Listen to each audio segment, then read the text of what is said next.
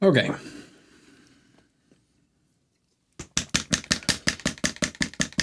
Let's get a bunch of gold colors.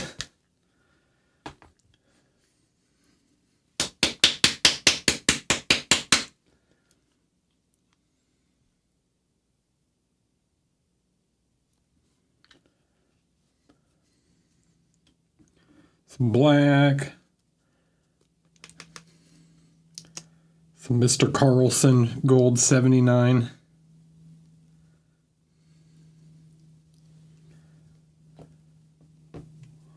We'll grab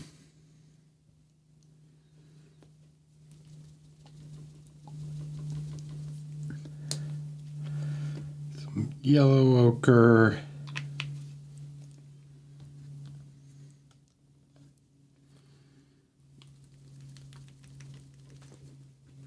Hi, Sean. Some moon yellow, or really bright yellows. Let's see, what else? Need some orange for the base, for the lower portions.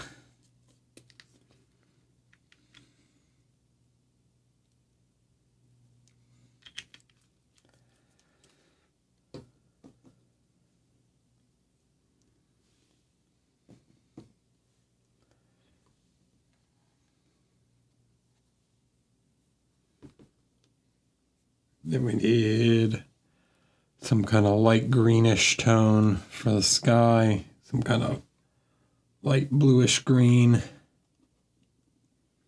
almost gray.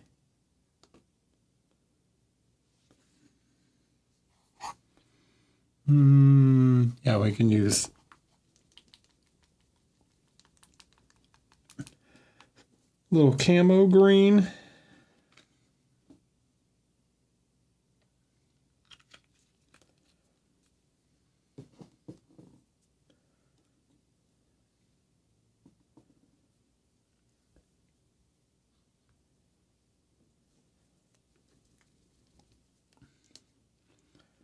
A little white. So we've got some colors. Then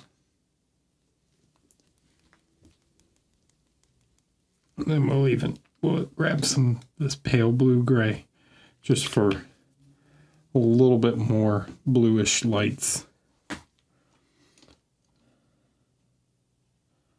Hi, Lumberjack. Lumberjack Tim, how's it going? How's everyone doing? Okay. So, how's that? Everybody can see that pretty well?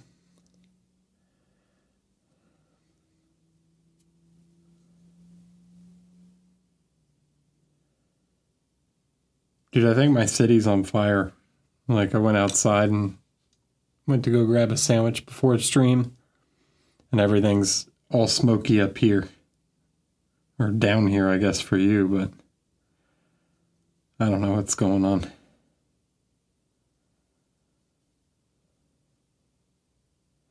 I don't know. Orange fire.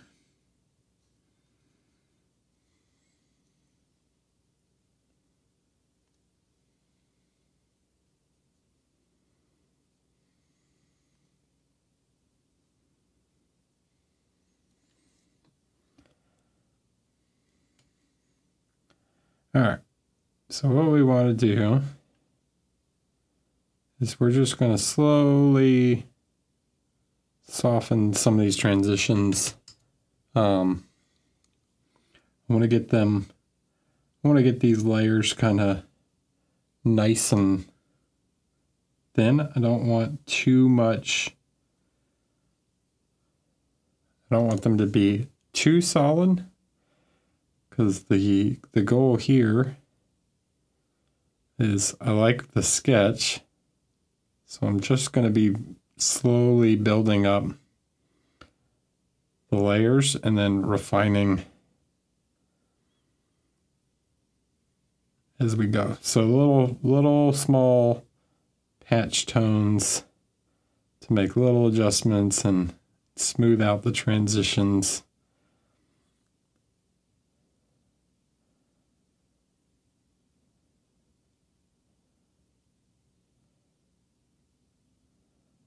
Not quite glazes, but not quite layers either.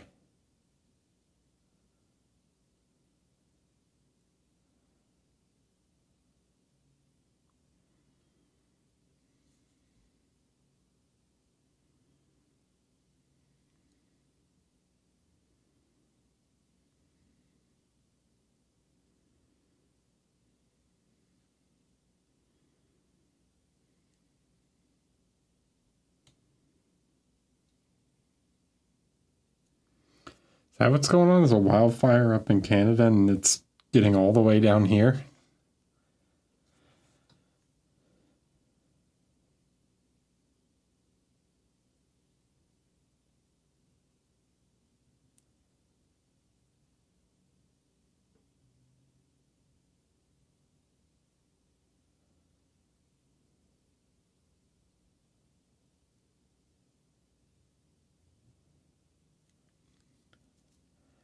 Okay.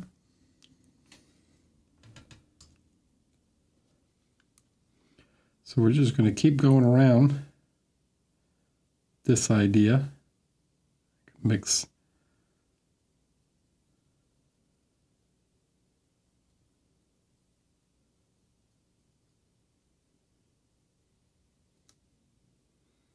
That's crazy. Nature's crazy.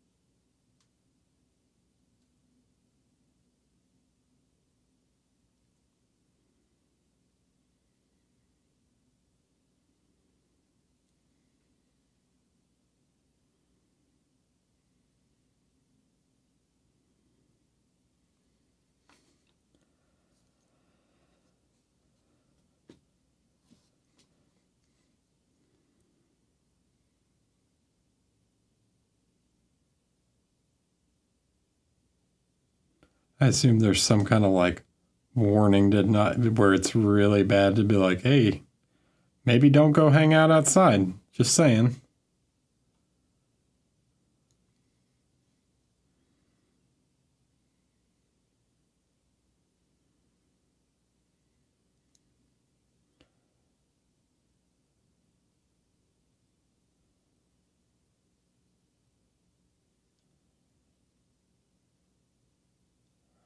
All right.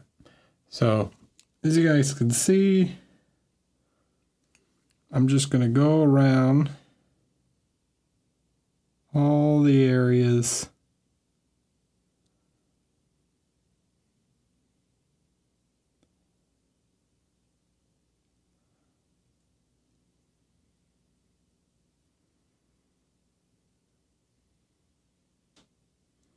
Just continue to like soften these transitions, build up new transitions, other subtle reflections.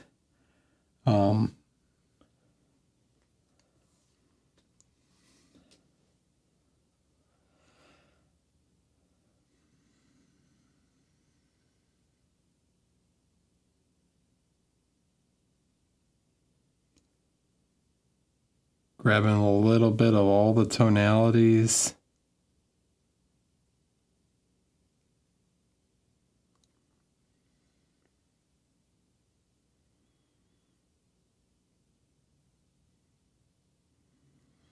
The more little nuances I mix in, the more interesting it'll be.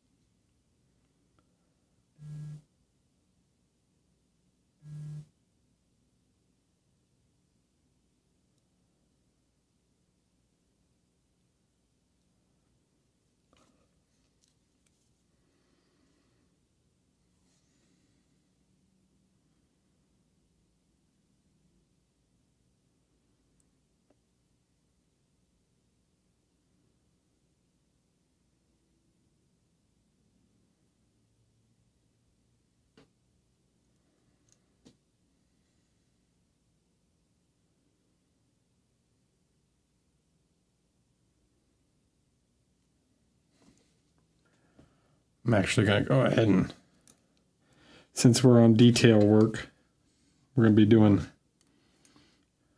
little detail work most of the night, right?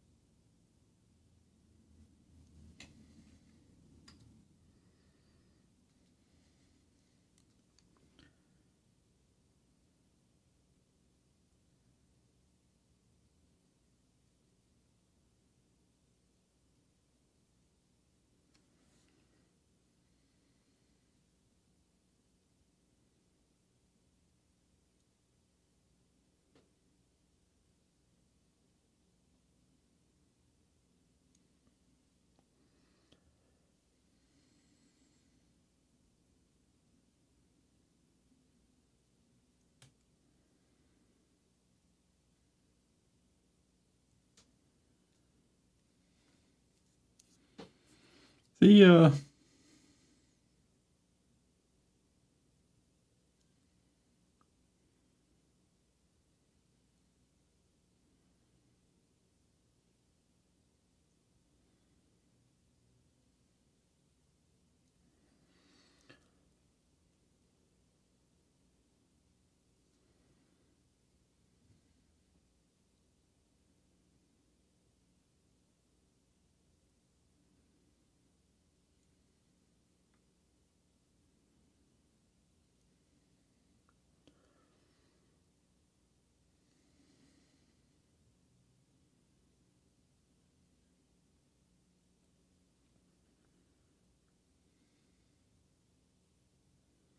Hi, Mo's Magic. How are you?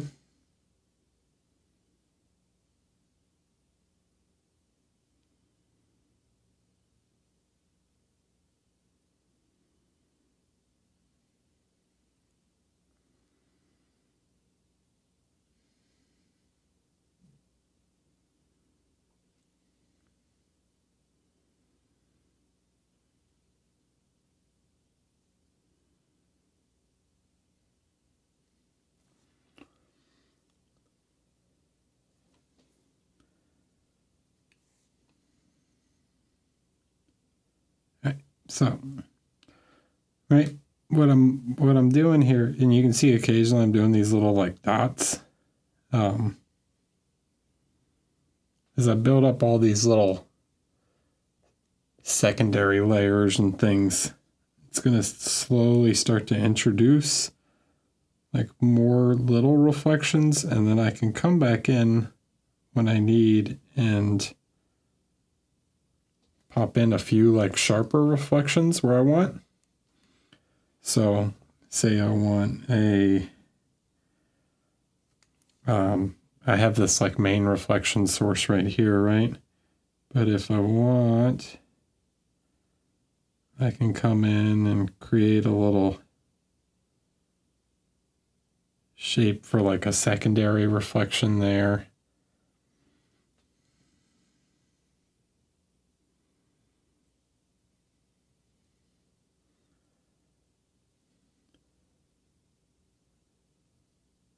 So I have like a main reflection, right?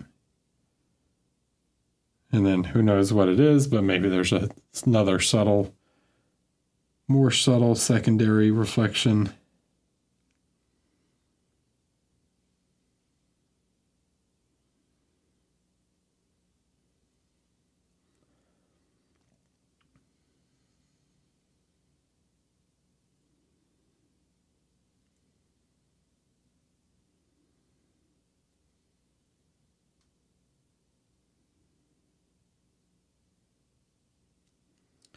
That's what's going to add a lot of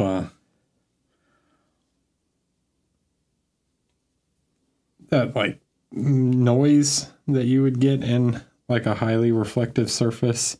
You don't have these like perfect,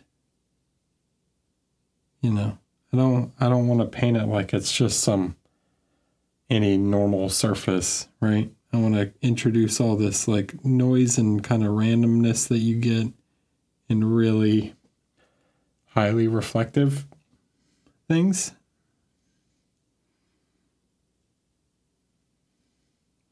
Especially anywhere where you would have like a transition point, like here, right? Where you're changing between two planes. I could start to introduce like more really small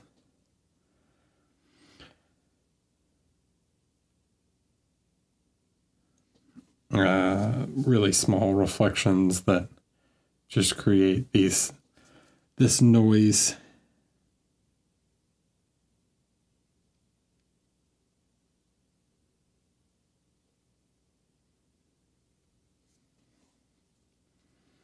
Evening, Gary.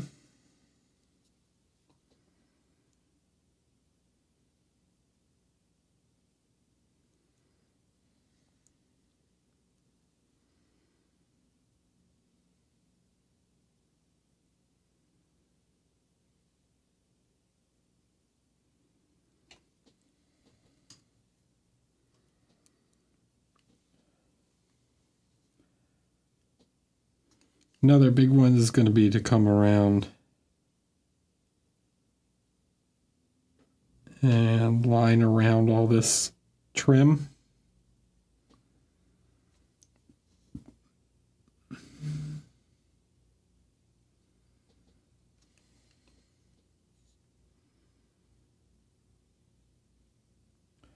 So that I can then pick that trim out again later.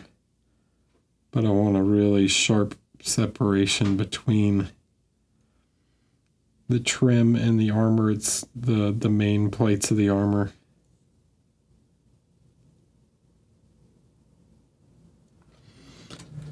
Those little details are going to help sell the effect a lot.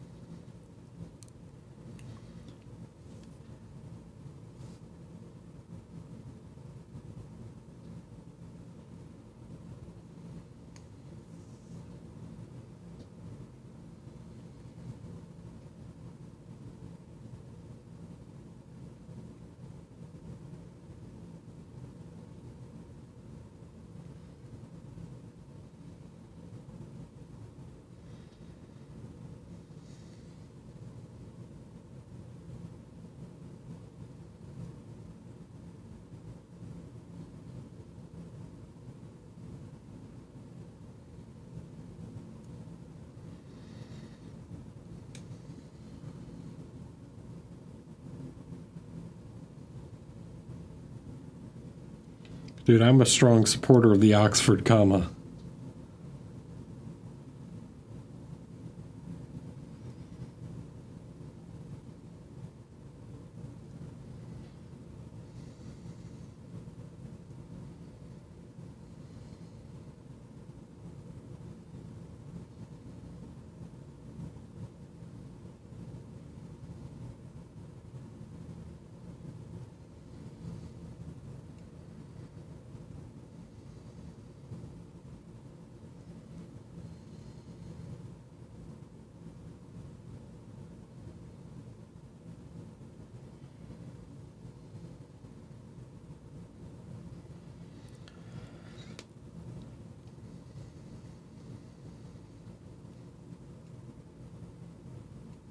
The troll? No, probably not.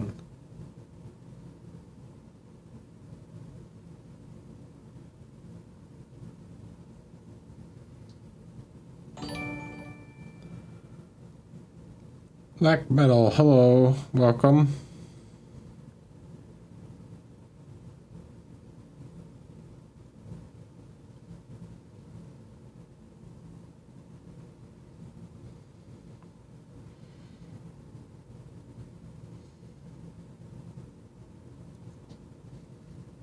It's a cool figure.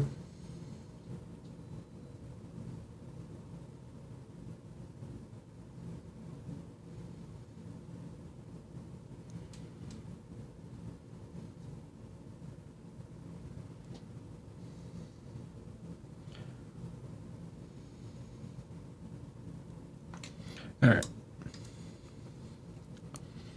So how do we deal with little areas like this? So I'm going to grab some of this camo green, right? So when you get these little areas like the bridge, the gap between his chest, I want to create a little bridge.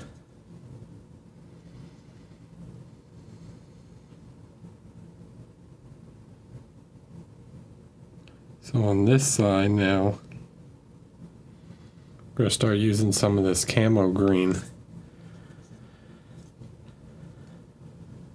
to create these like this secondary reflection over here. Add some more interest to the other side.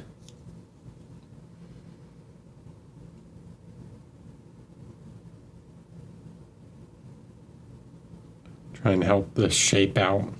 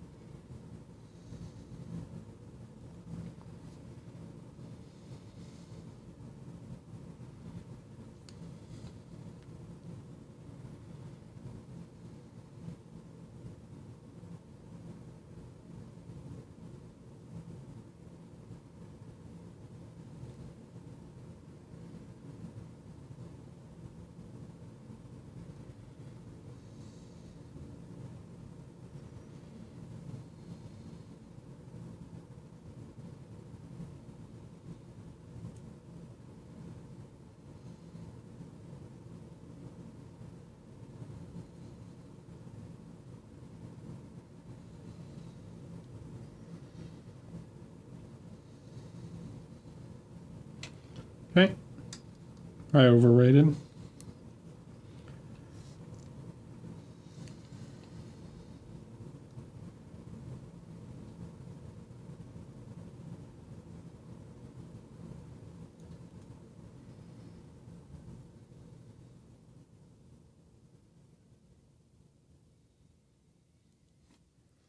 So it's just this gradual process of, you know, building up lights, introducing new interesting reflection points, slowly creating more definition, more small little reflections, and then blending but also defining, right? So some parts need to have really sharp reflections and some need to be more smooth.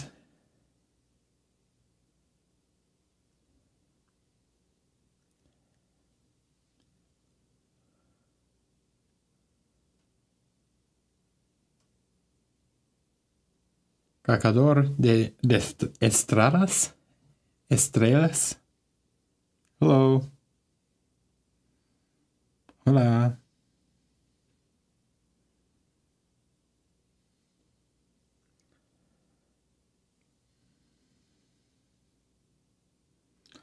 So I don't use a ton of pure white, and even this is not pure white. You can see it looks really bright on the figure, but this isn't even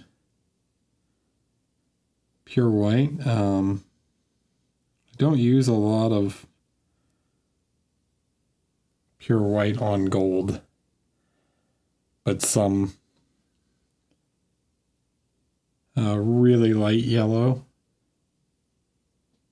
is going to help to achieve that really shiny look that I want to get.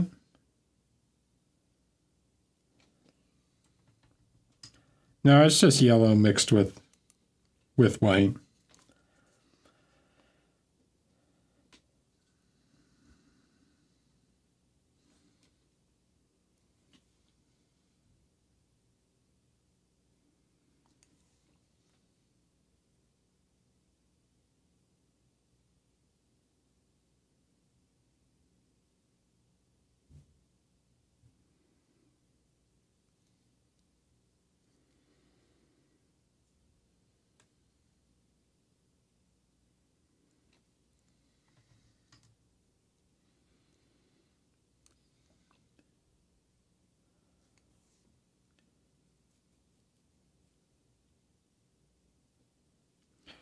Do I know my endpoint? No, I don't know what my endpoint is going to be. I just keep slowly working on it until it looks appropriate to me.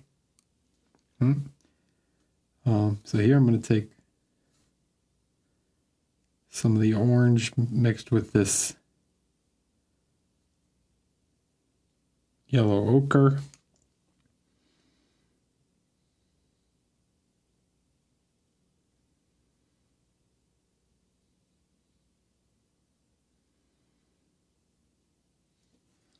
And try and really refine this bottom edge, this ground edge.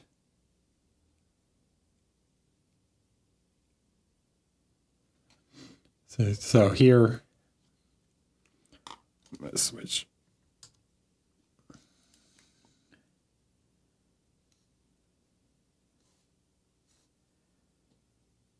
Right, so like on the abs here, you get a whole super fast transition between like multiple different planes. Right, so I want to try and join some planes, but then also I'm going to have like a real sharp point here where the two sort of meet, so I can introduce another really tiny reflection in there.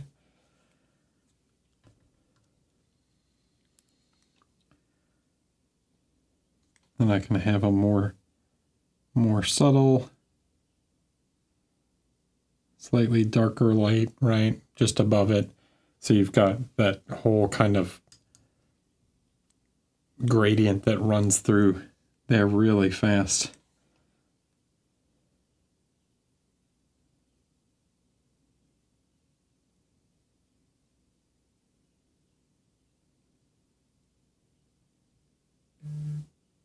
Then with a glaze, I can start to merge and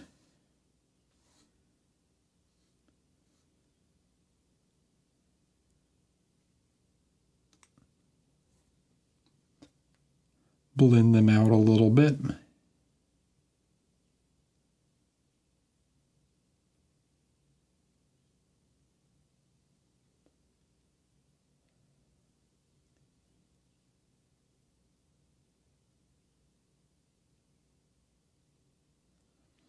You're going to have these like extremely tight transition points, right? Where everything kind of goes between the different planes really fast. So you can't have like don't try and like get a perfect blend on everything.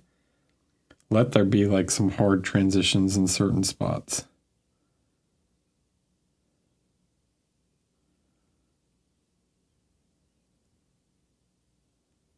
Right, if we look at something metallic, okay, hold on, where's something metallic-y, right? Look at a metallic object. Look how sharp this line looks, right? It's almost, see the reflection of my hand on one side, right? It's like a clearly sharp line. Now this reflection here, this main kind of reflection from the light above, is much more gradated, right? It's much more of a gradient here. But then on these side ones, you get like these very sharp reflections. And even within this, there's this other little like subtle, tiny dark line, right? So this is kind of my point in terms of like, you can have some be soft and some be more sharp than others.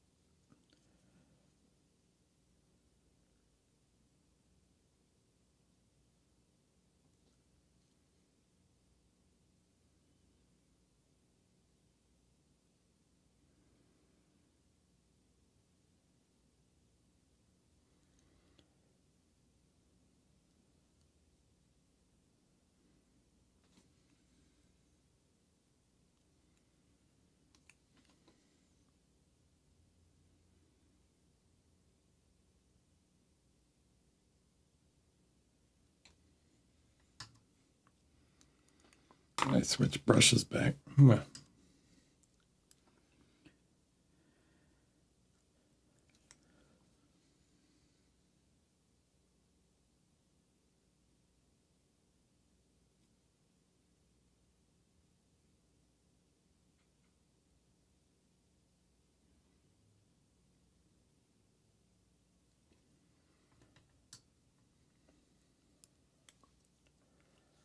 Okay, right. Does it make sense?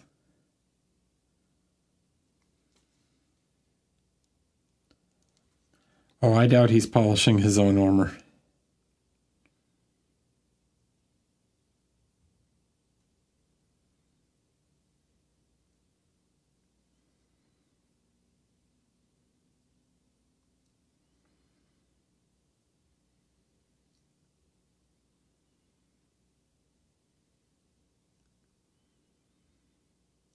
So I can push the light and pull the light back by glazing some yellow back over top. Okay, which is going to help unify a little, soften some of the transitions. I want that main reflection to be a bit softer. Overall, just a bit brighter, right?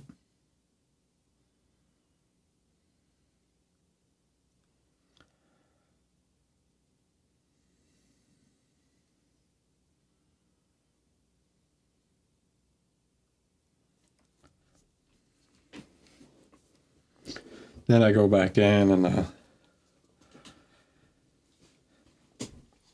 bring back some of the really sharp point lights.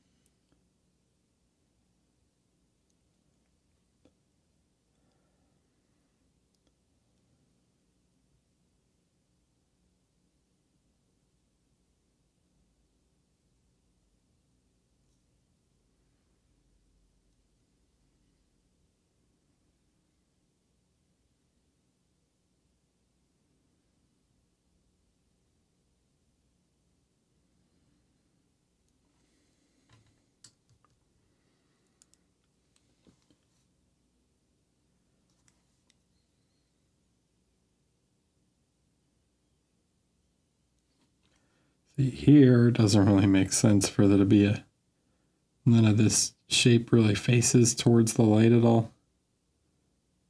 I'm going to darken this down.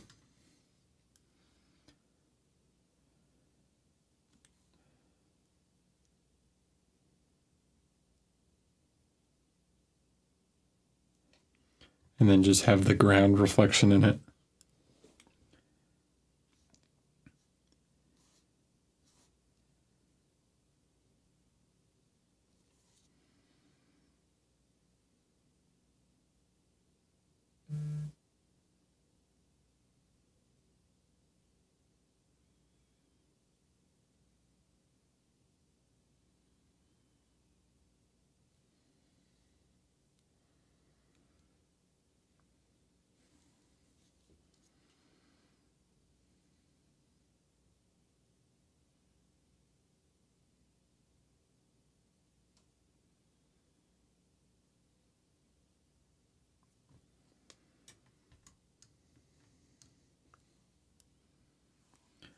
Yeah. Yeah.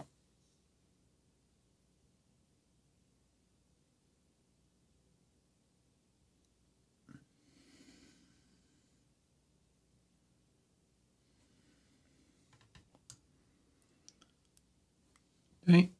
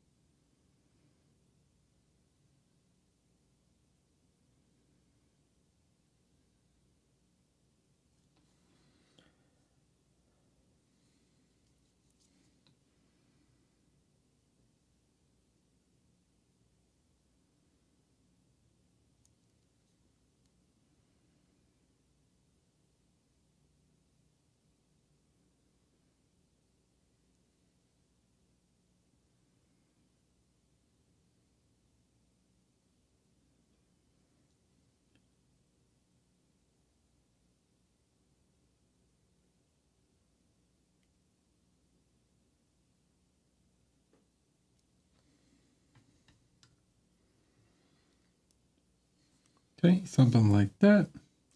We need to do all this trim.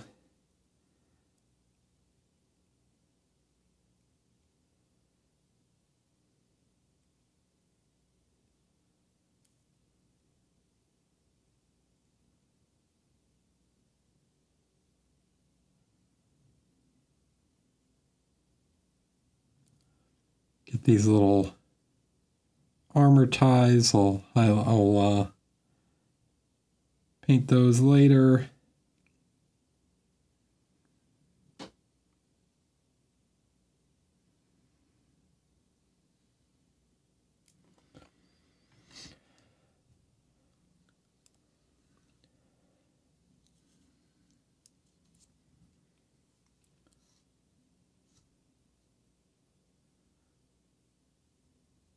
So like here on his chest,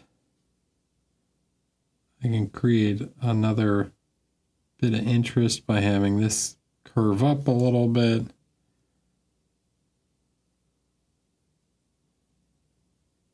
And soften that with that dark part of the reflection there.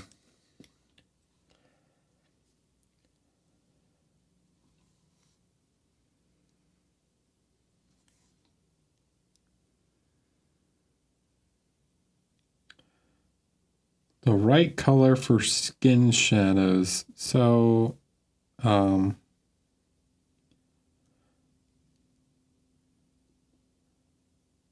mean, the type of skin tone you're trying to achieve, has a lot to do with that, but you can use pretty much any color in your shadows. I think it depends on a lot of what kind of environment the character you're trying to paint is in.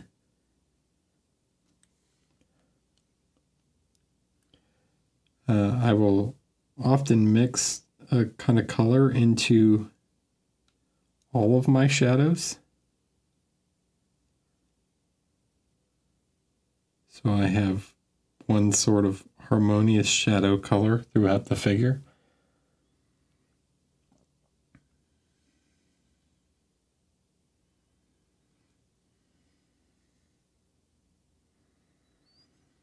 All right, so because we want really high contrast, right? I'm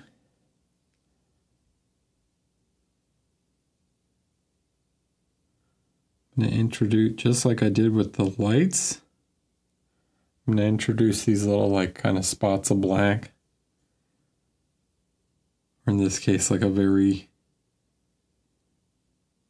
it's almost black, not quite, but.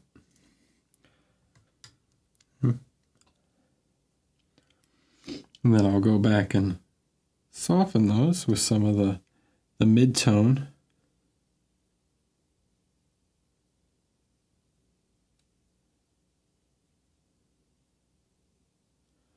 To create the extreme dark reflection points.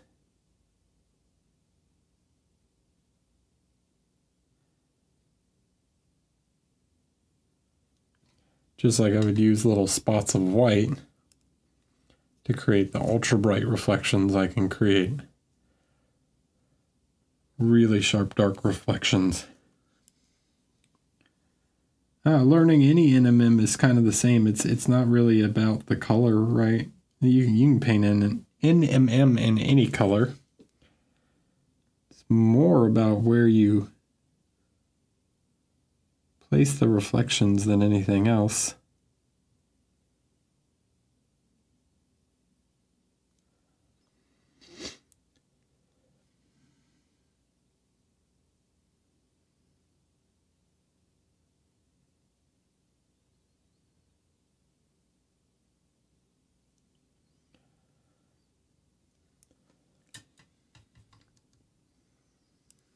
Okay, so now using this light yellow,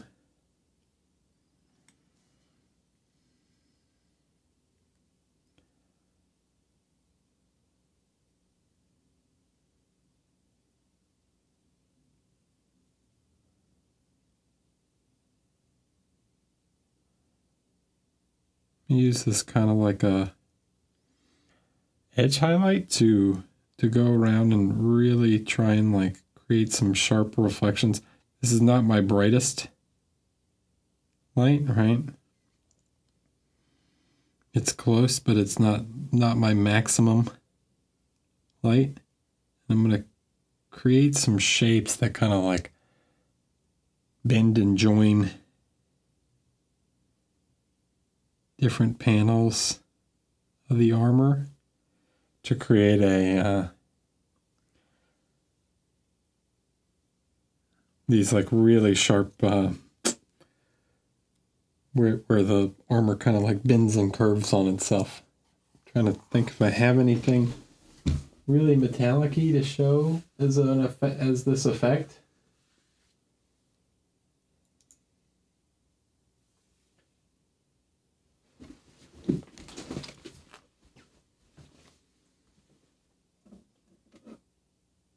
Let's see. How's this? Yeah. All right, get your jokes in now, but right. So like,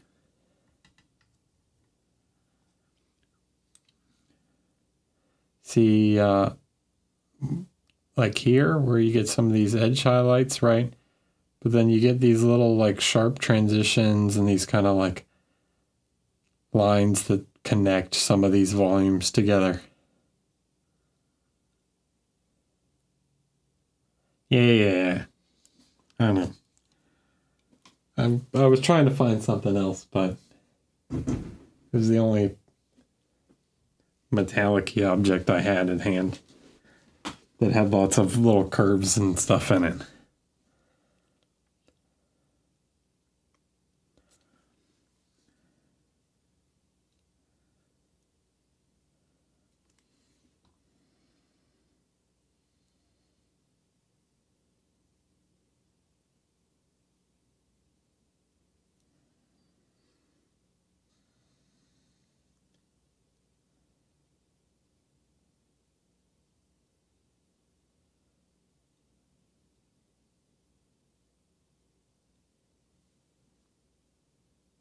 I think it's raining.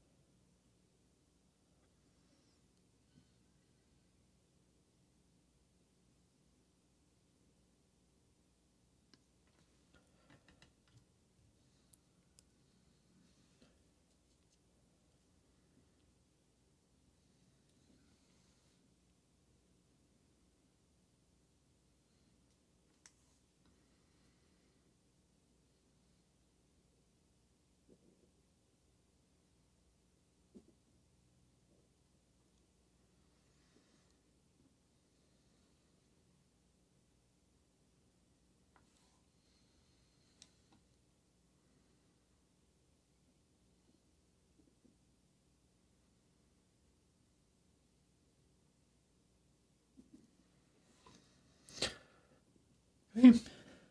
So now I want to take some of this guy.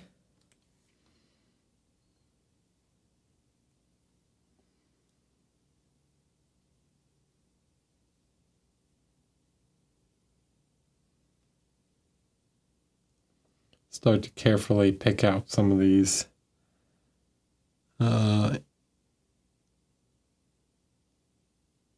trim edges.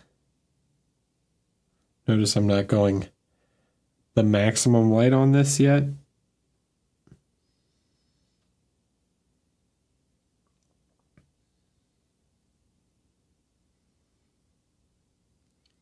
The trim will also have like gradients inside it.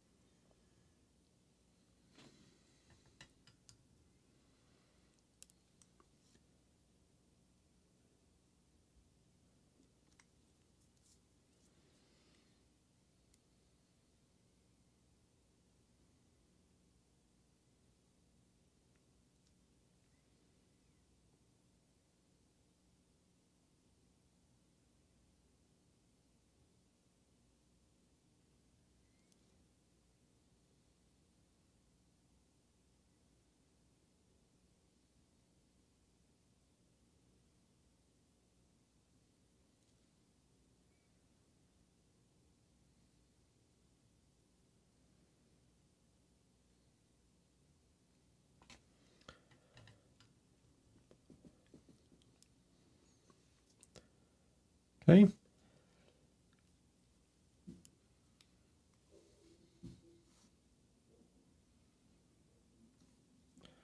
Do I have a favorite painter? Frank Frazetta.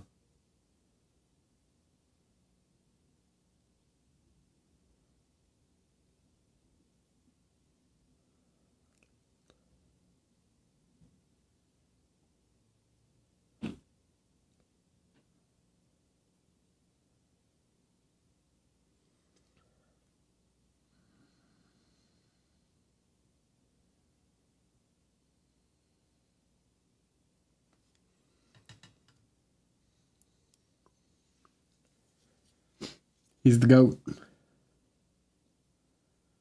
The GOAT fantasy painter, anyways.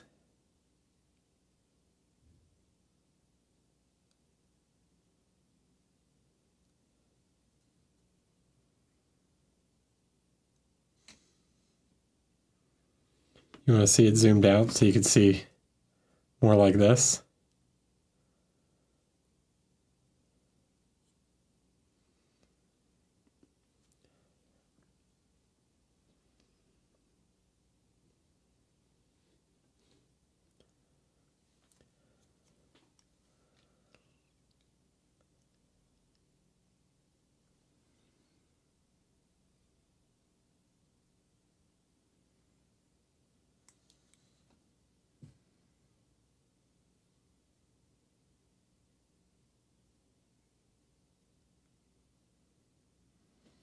All right, so, right, I painted these little lines earlier. I'm going to put little dots inside the lines.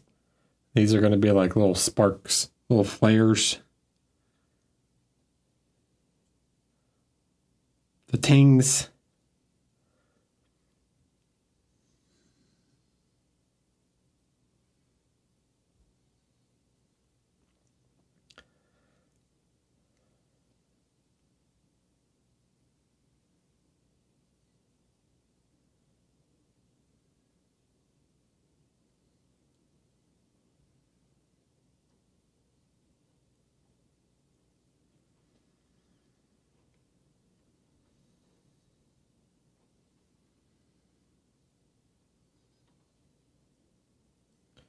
You can use these to make things look uber shiny, right?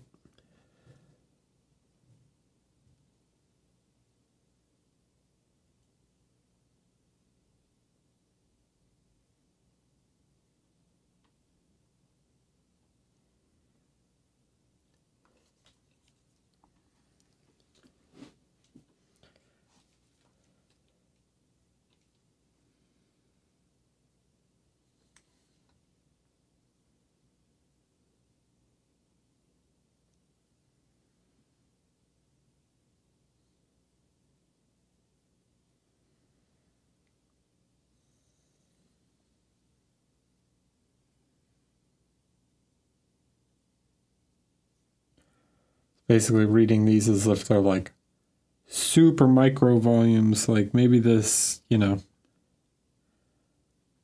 part of his breastplate is got an even tinier curve in it.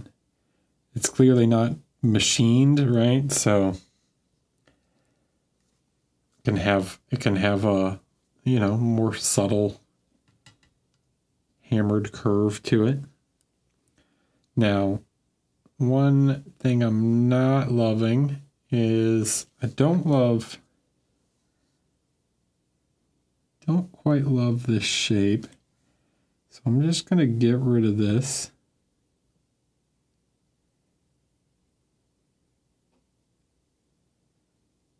I like that dark line. This one's bothering me a little bit.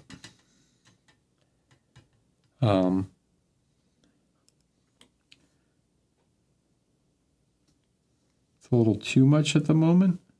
So I'm going to try and like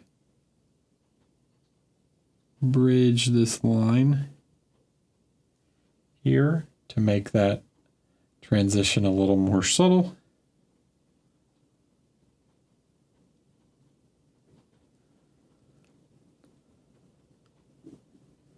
Hi, Joe.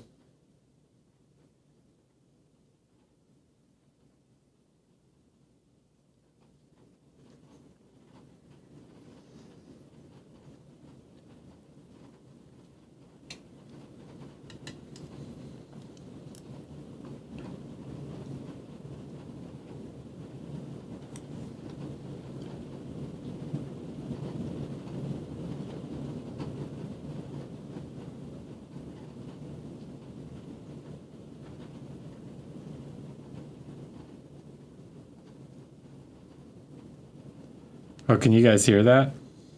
Yeah, it's pouring outside now.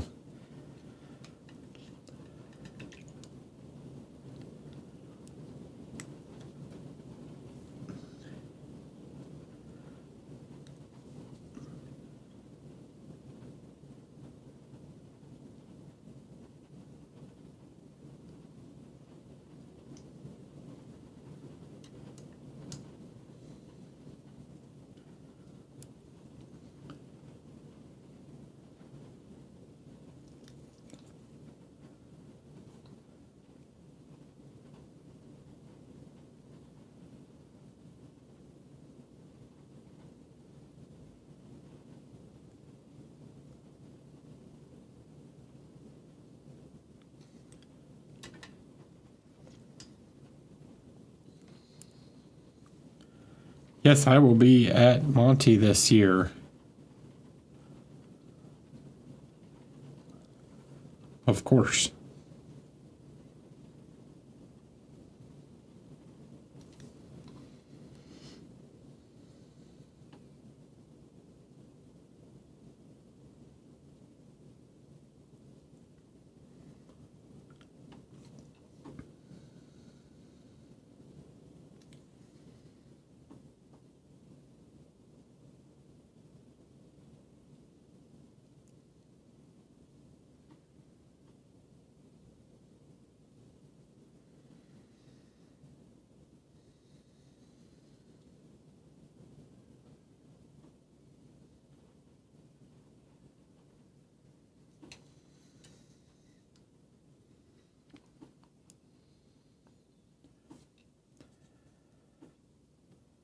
All right. Okay, so now I'm going to grab some of this camo green mixed with some of the pale blue-gray.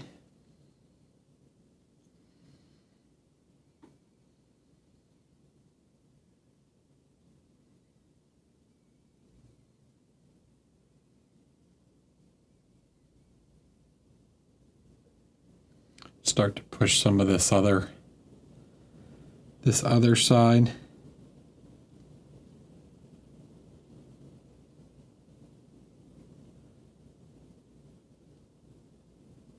Okay, creating another reflection point.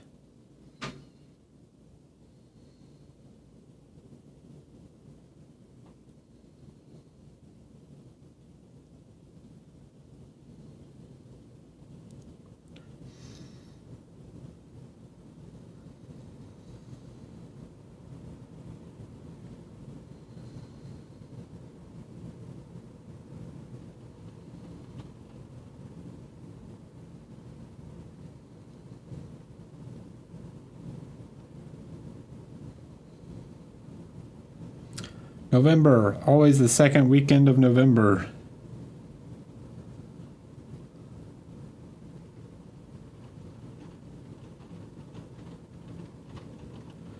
I can't wait to see your models there either. I want to see cool stuff.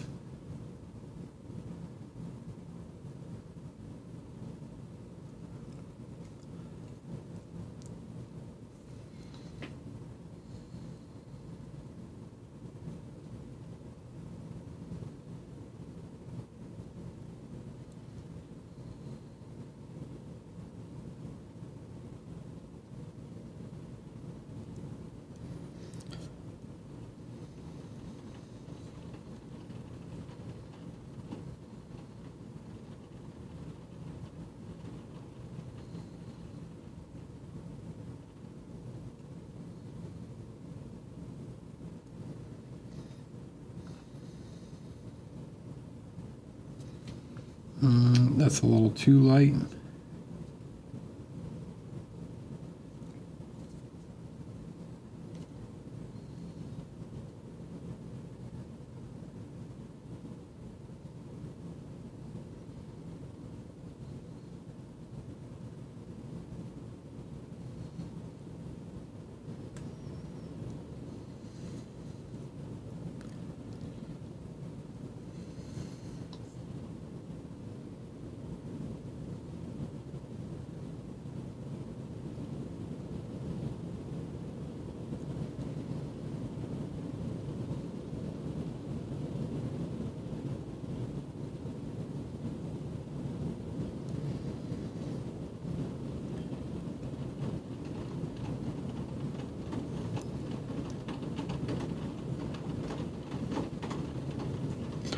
It wasn't that long ago.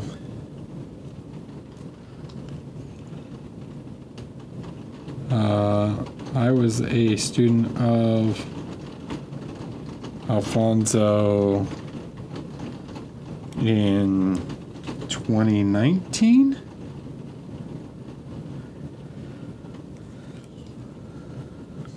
I was part of his Patreon private coaching in 2019.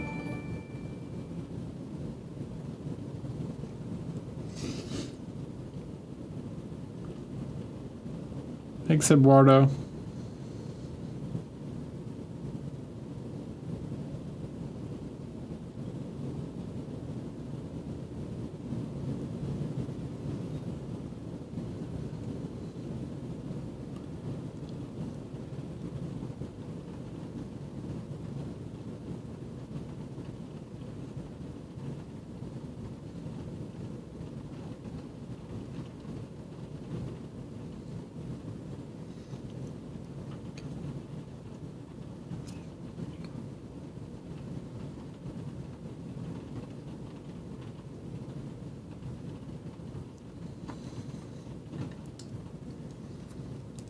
All right, how are we feeling about this so far?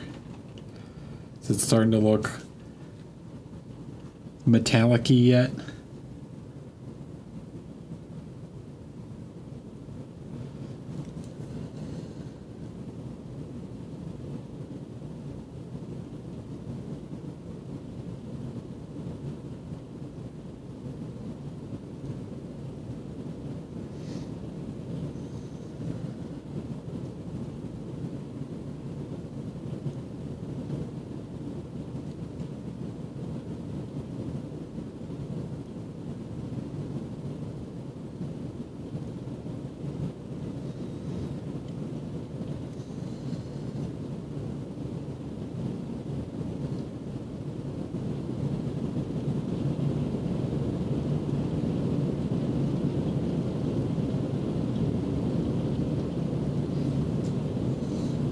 Holy crap.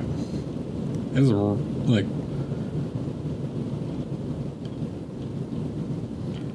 really coming down.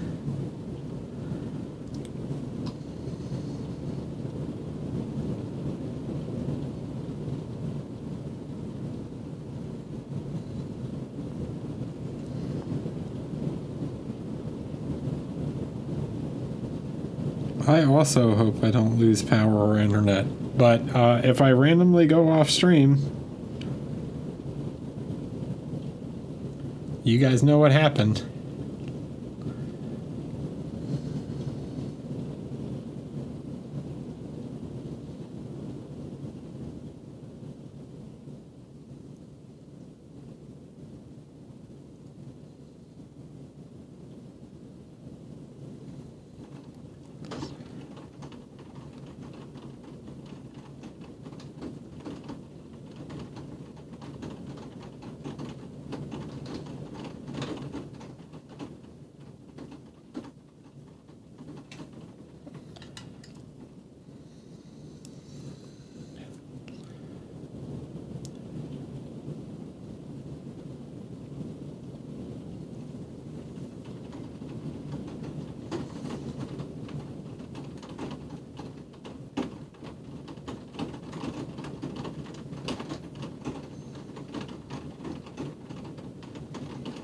Man, Mini-Man, so you are all in on the puns tonight, huh?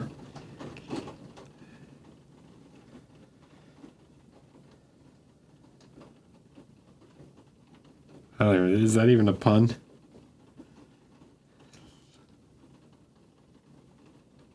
It's just a joke.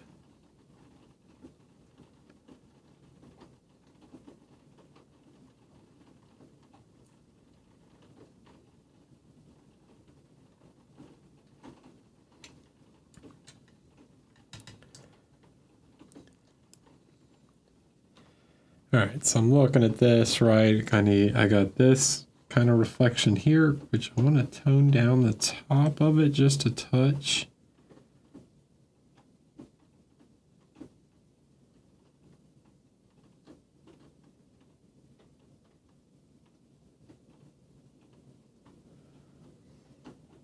And I want the other side, right? These are kind of the same shape. So this needs to match just a little bit.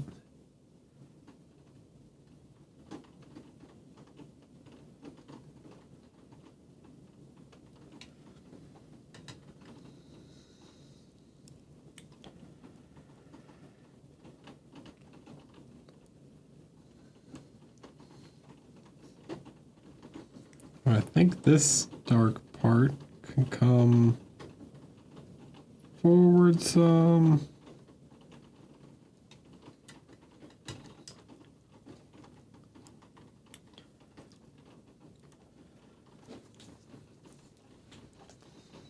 Now let's zoom out for a second.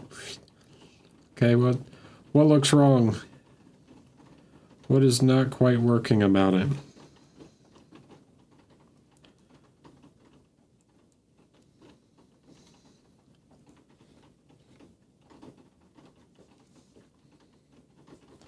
I know the answer. Do you?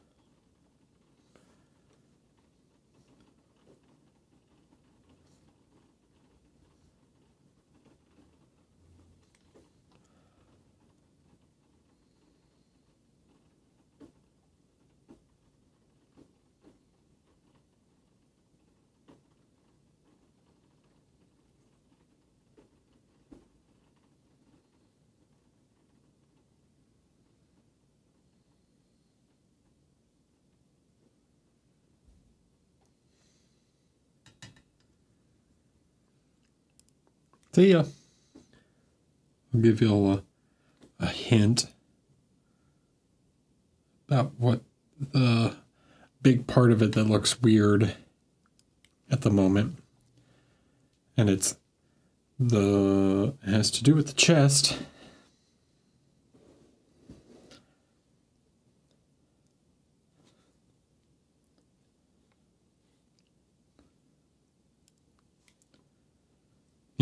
Once the symbol's not done, which is making the whole thing look a little odd.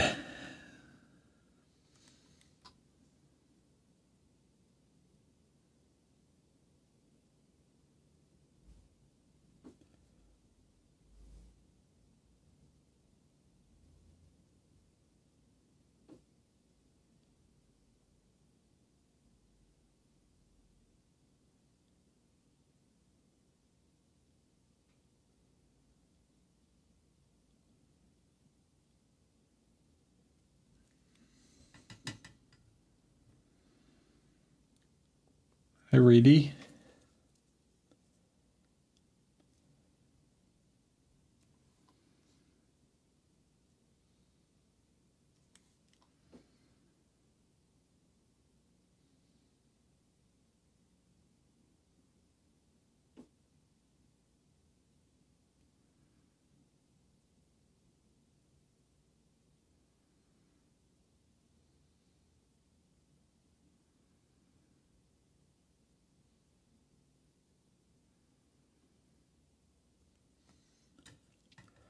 We need to start going around and defining some of these little, defining this chest symbol, the sun. Make this very sharp. Also, I think I want to take just a little bit of this gold here. Just want to glaze some color back in.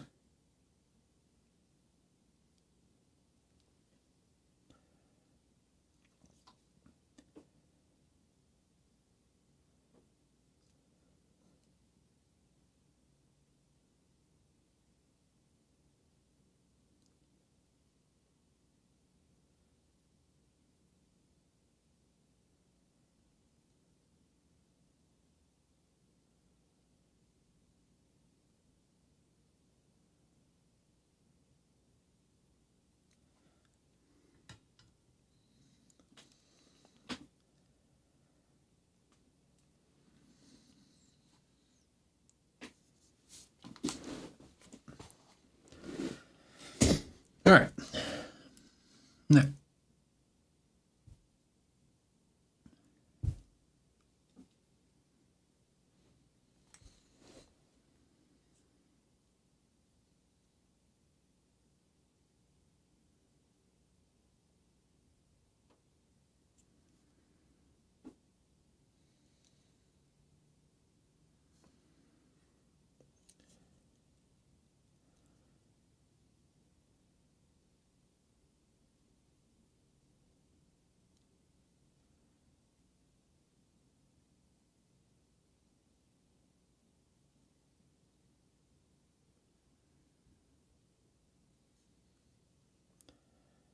right now I'm just trying to hit the raised surfaces.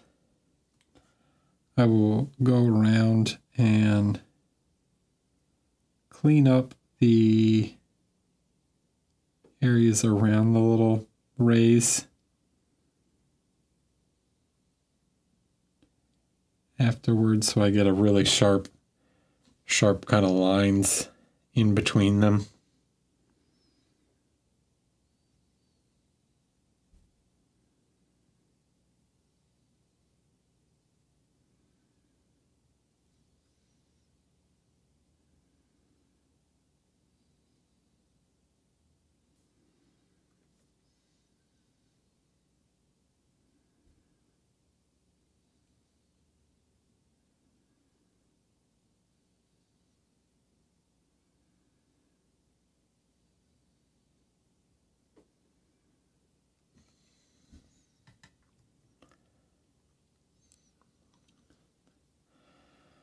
I don't think it's supposed to be a gem. I think it's just raised sun emblem.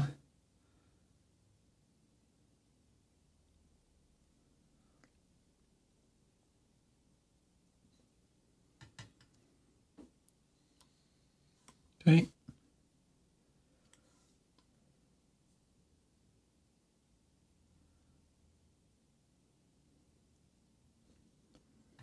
So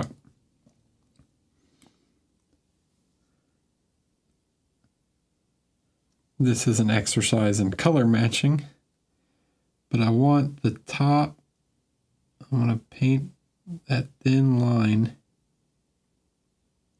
in between each one of those rays so that I get a really sharp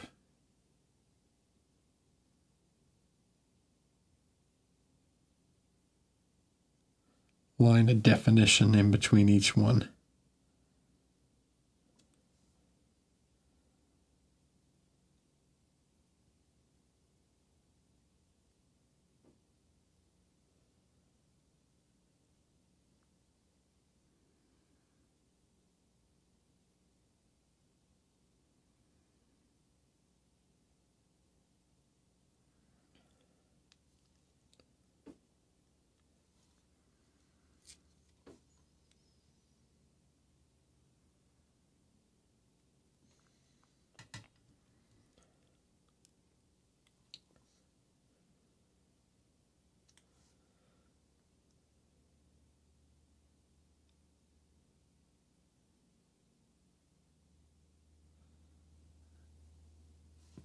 So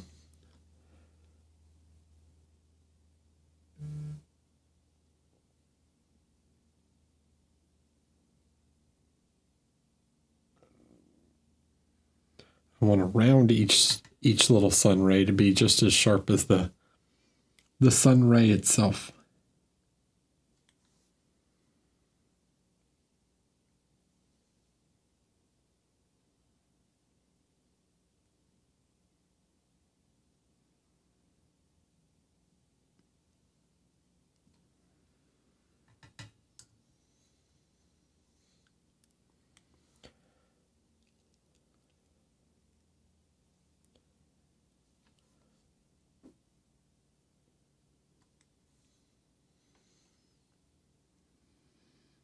Not painting a Trojan horse.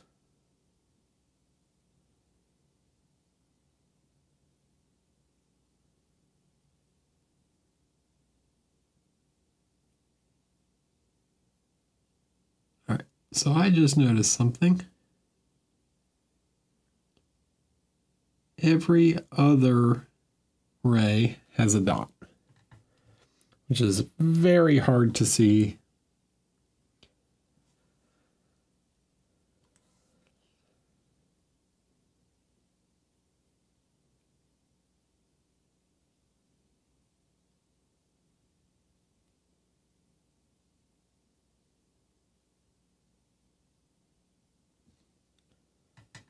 But that's how it is.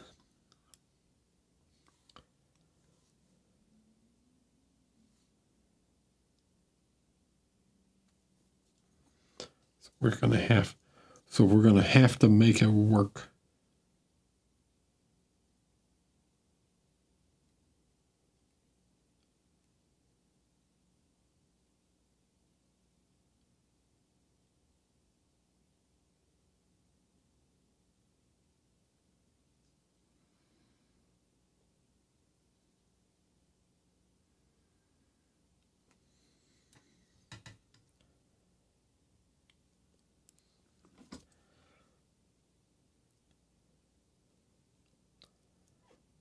Okay, one of them's still a little messy.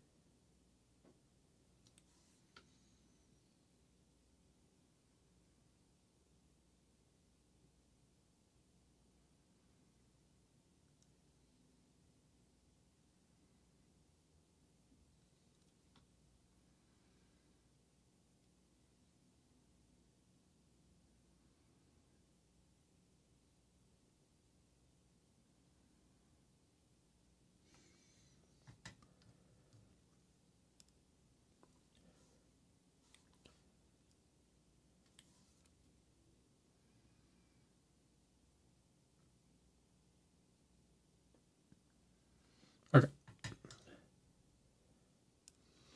That looks all right. For now we gotta go in and start actually picking out some little highlights on them.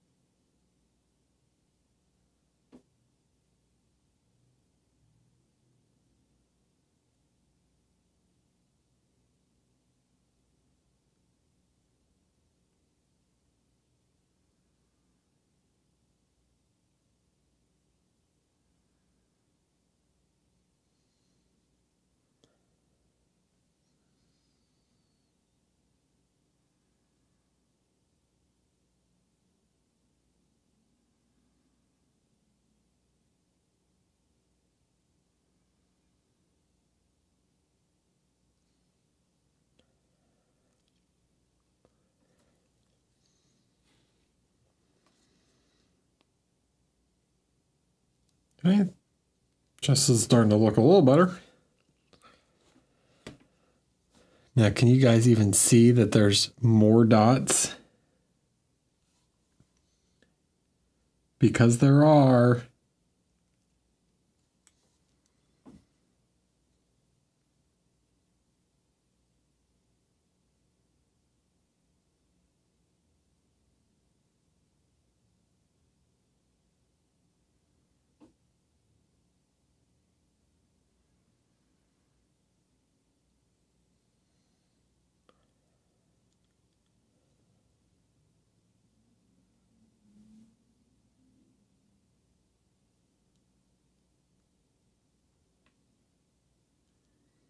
Now you can see them.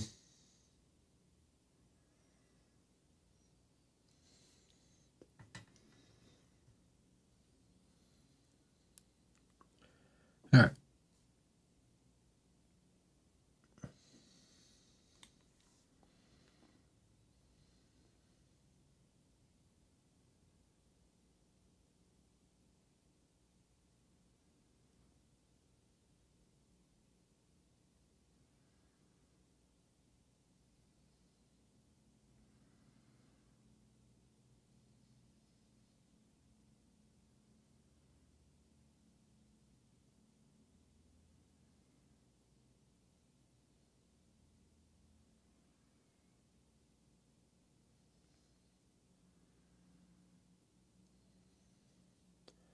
So I don't want every ray to be highlighted the same. Try and achieve somewhat of like a radial symmetry to it.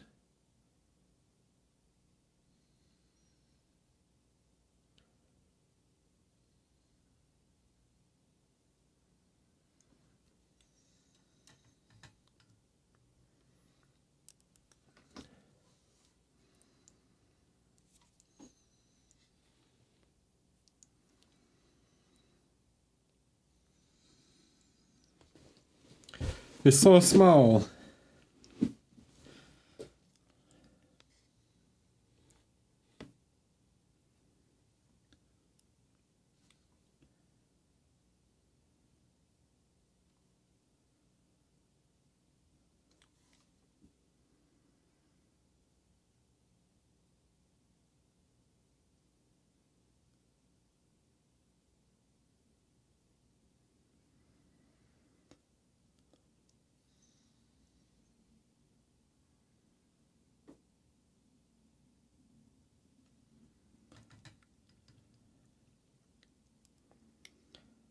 Okay, so if there's a highlight here, there should be a highlight in here, right? So that means we need to fit a bright highlight in between these sun rays.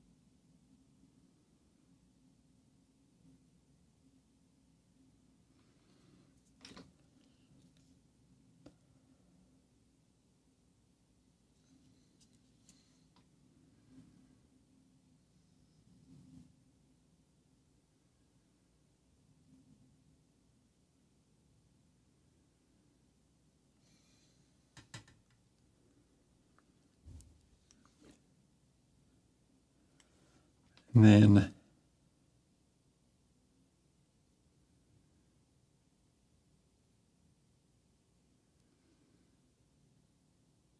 now that we've got the placement, let's kind of blend them out.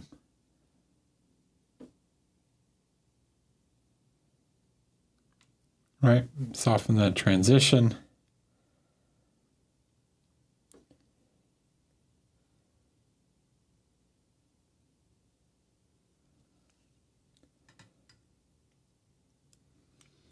And then place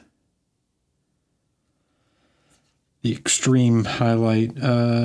Probably would go here.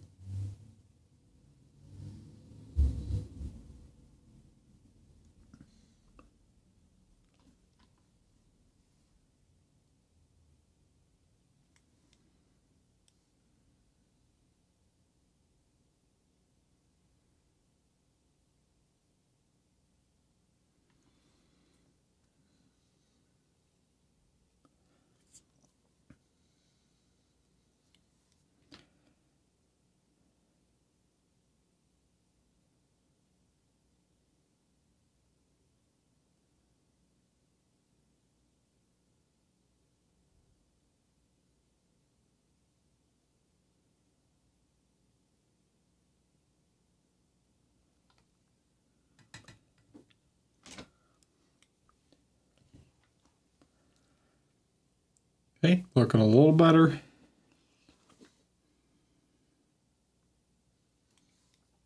See ya.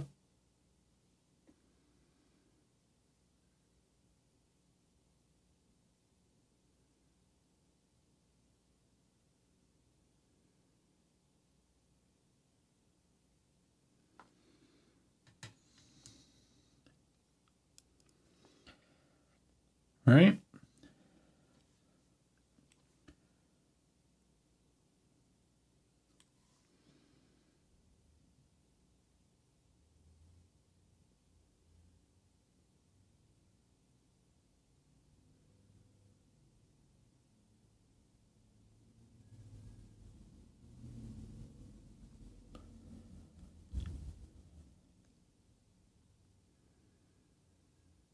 Really want to push some of these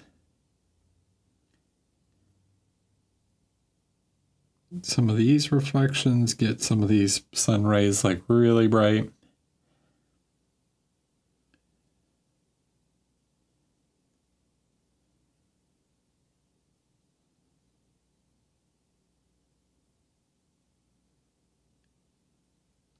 Cool.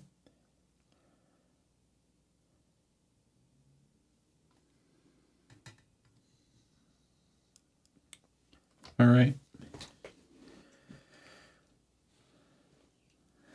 And that's it. The rain's over. Cool. Now,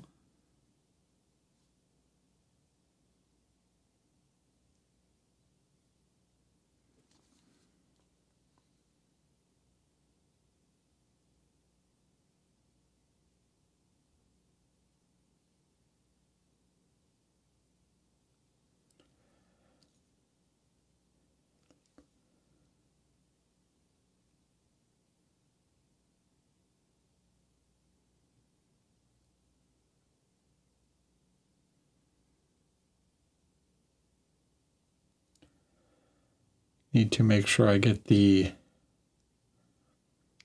little dots and things on the trim.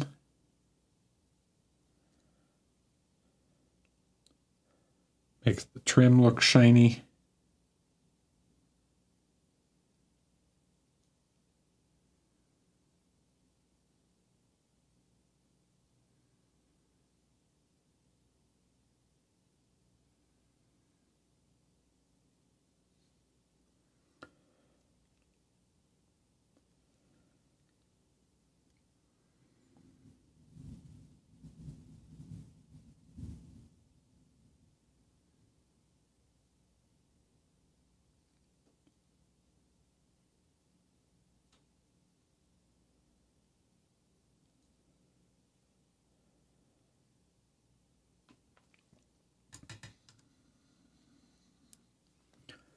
Okay, if it gets a little too bright, which it feels a little too bright to me,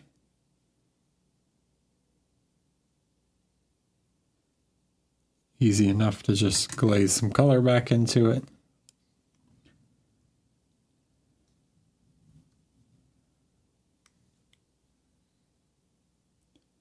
The Gold 79 works really well as a glaze.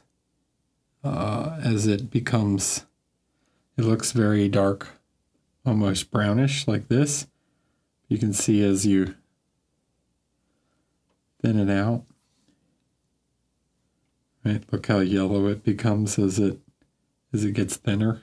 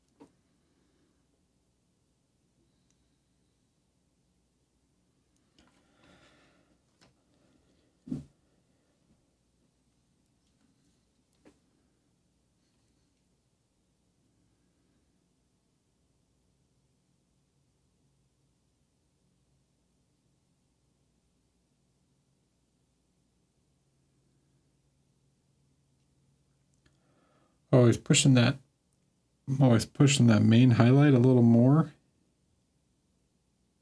Even if it's not like necessarily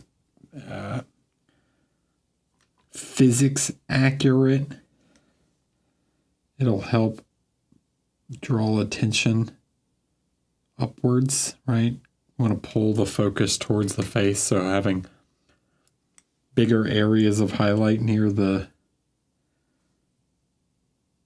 face is going to help pull attention.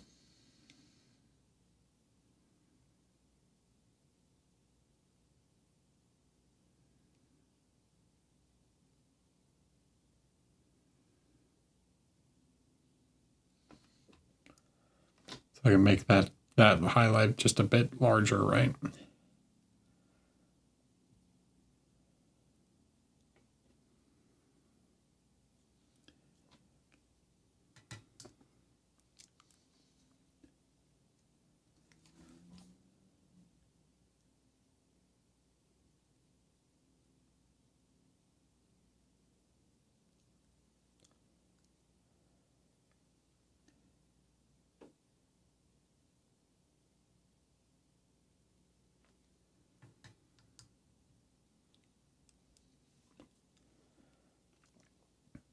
Cool.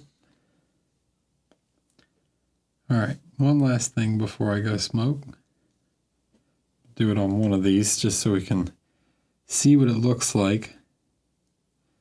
Basically, this edge highlight is like a whole bunch of little dots. So I'm not going to try and paint every single dot perfect. It could drive me nuts. So what I'm going to do is I'm just going to get like the idea of how the dots are. I'm going to attempt to keep them spaced approximately the same as the sculpt. Try and go with the dots, but if it goes in between one, it's not the end of the world.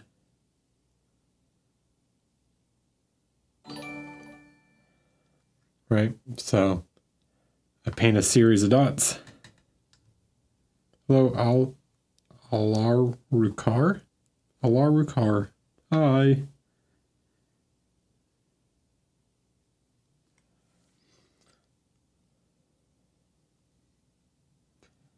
And then in the same areas,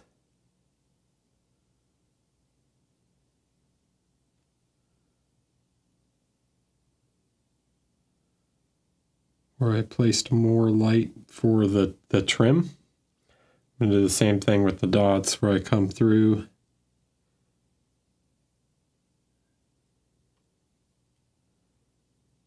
push the light on those a little more.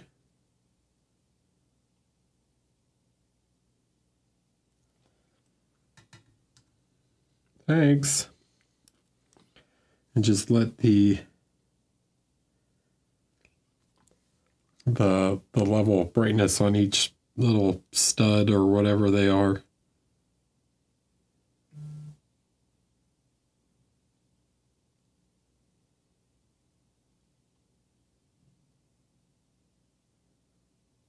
sell the effect of the gradient, right?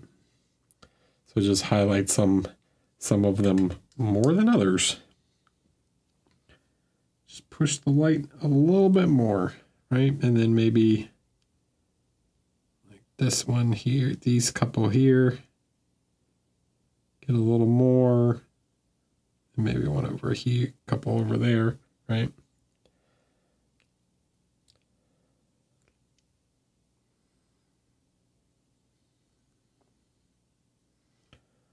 Then after all this is done,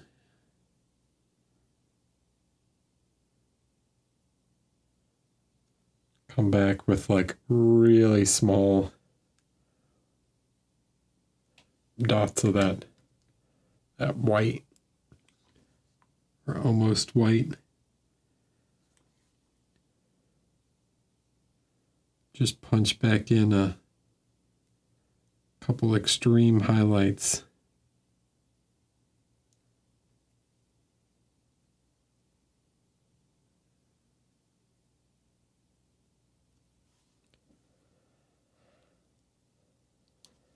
All right, breastplate basically done, other than, you know, I got to paint the other sides of it and finish doing all the little dots and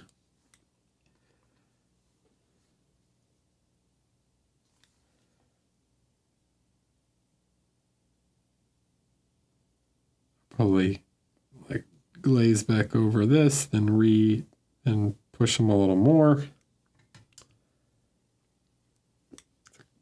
It's just an always back and forth until you get it just where you want it to be, right? Now you can see the breastplate looking pretty shiny.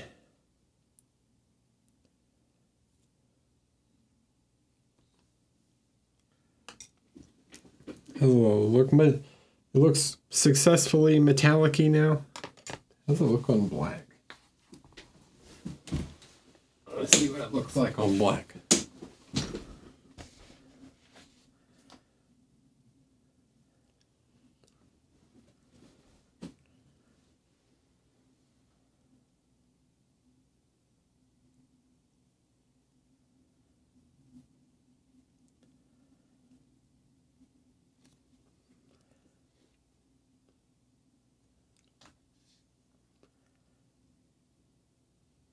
Cool. All right. I'm going to use the restroom and go smoke. And I'll be back in a few minutes. And we will... Okay. So, we've had a minute, right? Now I can analyze again. Okay, if I want to make this look even shinier. Okay, it's shiny right now, right? But what if I want it even shinier? Okay.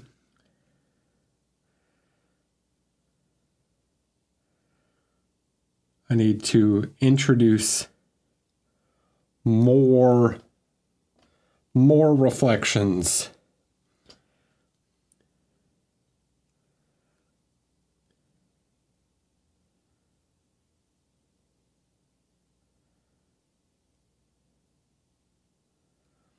I need some of them to be sharper.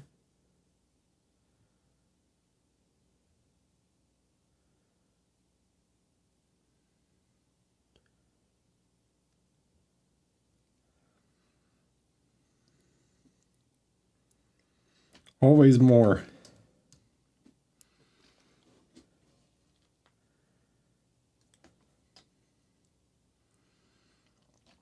All right, so one thing I would say, looking at it at the moment, I'm going to take some of the orange, mix it with a little bit of the ground color, right? Or the gold. We're gonna tone down a little bit of the ground reflection. Not everywhere. We'll still have really bright parts to the ground.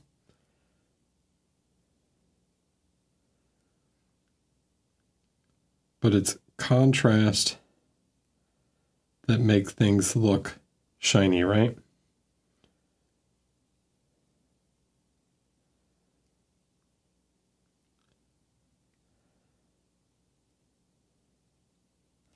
So I'm going to start. You know what? I want a little dark brownish red. I'll grab some cavalry brown.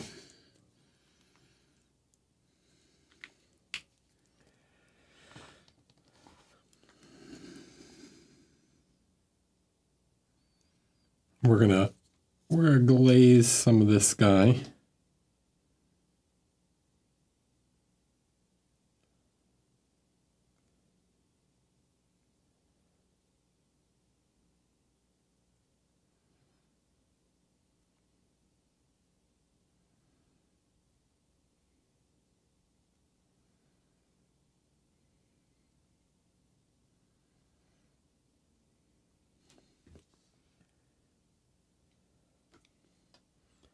Into the lower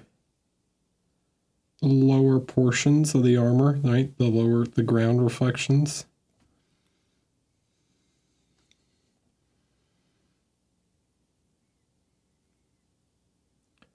It's going to add some of that warm, rich reddish tone back in.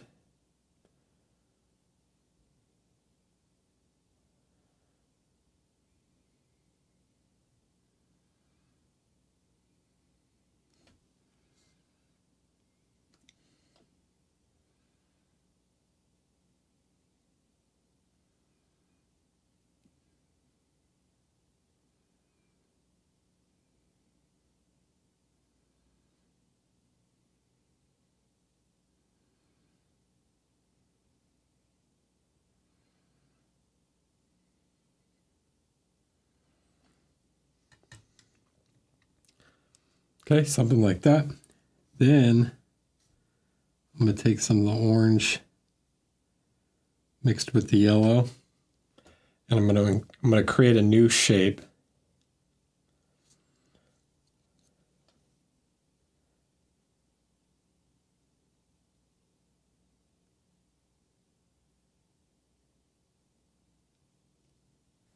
That's a bit more spherical to try and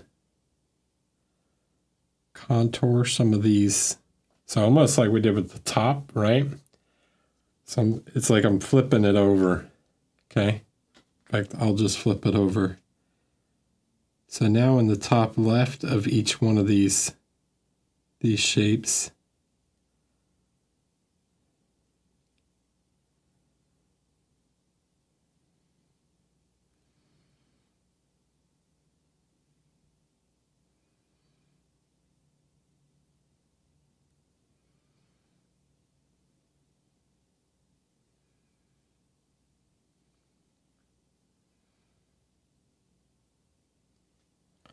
top left, bottom right, you know.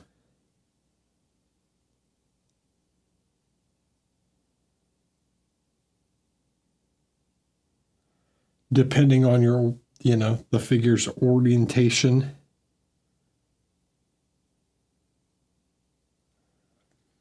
Okay. So that creates a whole new style of reflection, right?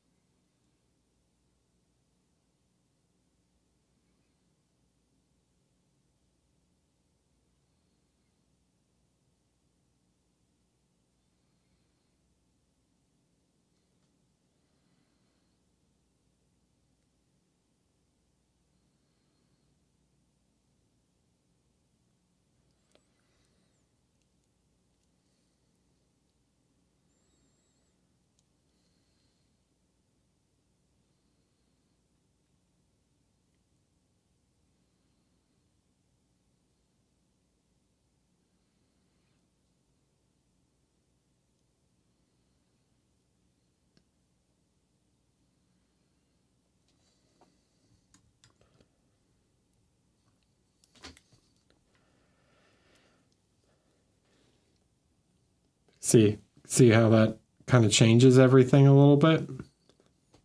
Creates this more interesting kind of shape here. The play between the kind of black reflection and this lower reflection.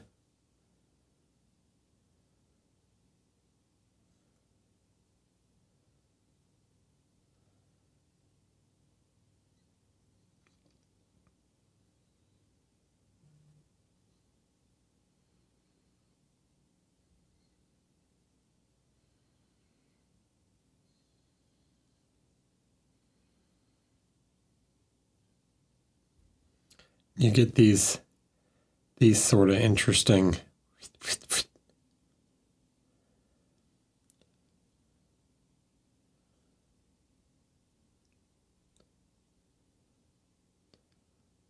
so the black isn't just a crescent anymore.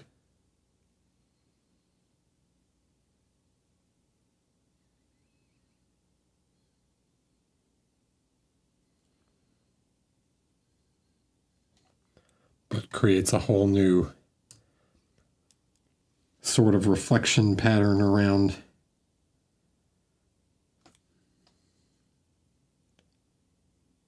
the ground.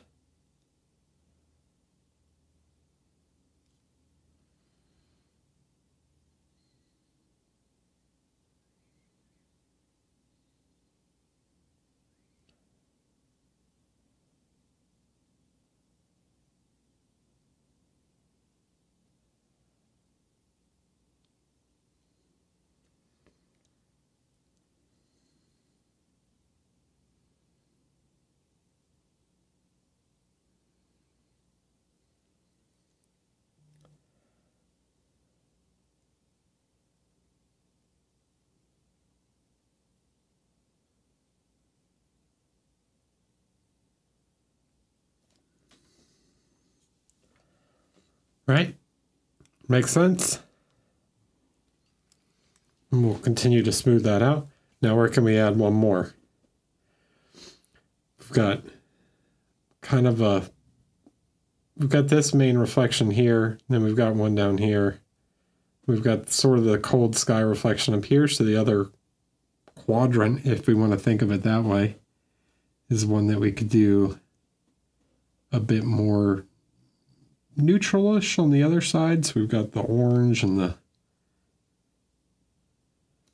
Right, so I'm going to take some black.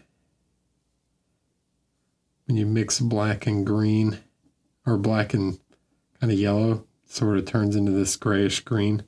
Not quite the same as the camo green, but close. Okay, and I'm going to add one more little style reflection over on that side.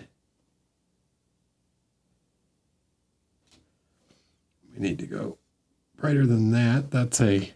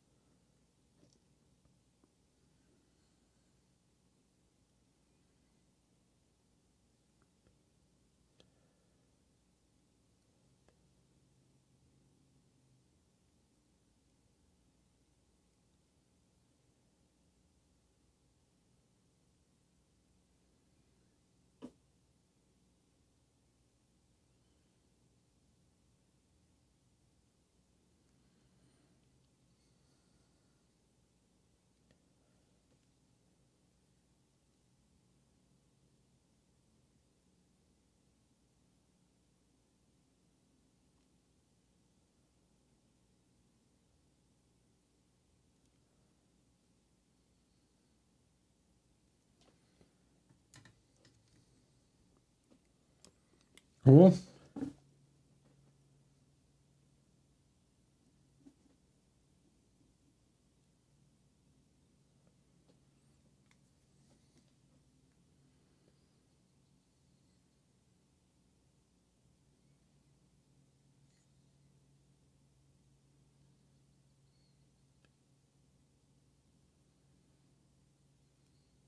Who knows what it is? Doesn't really matter.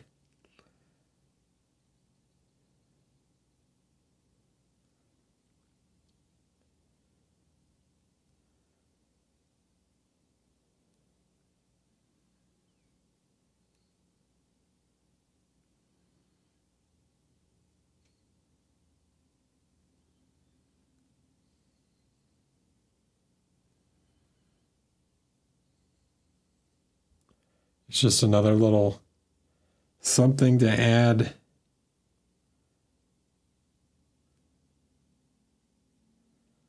to the element of, you know, the reflectivity, right? The secondary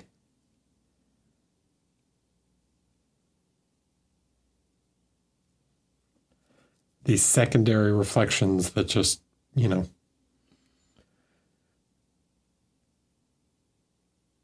create this visual interest in the piece.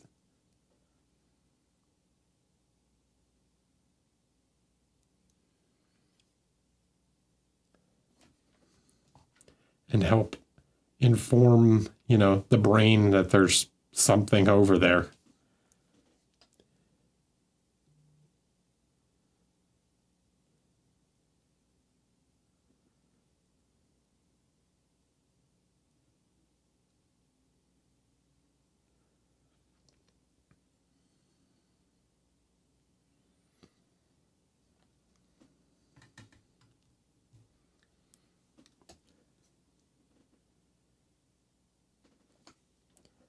Okay, now I need to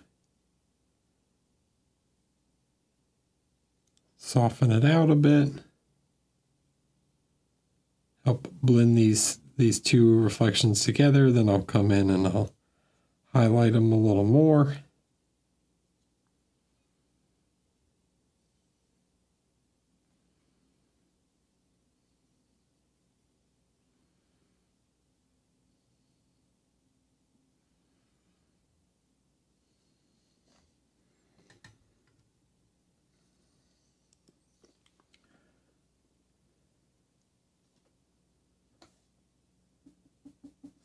I'll grab a little of this cold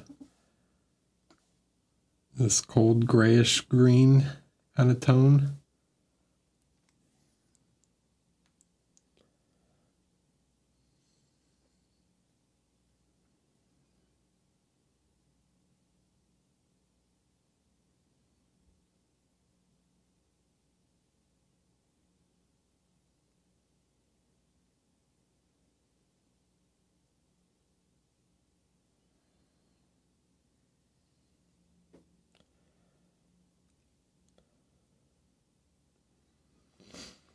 Hello, how you doing?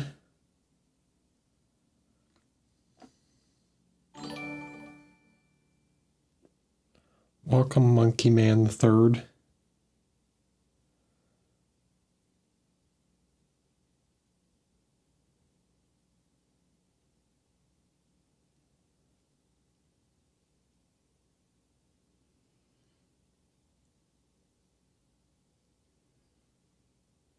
All right, so all these little extra sparks and little whatever just help sell the effect even more, right?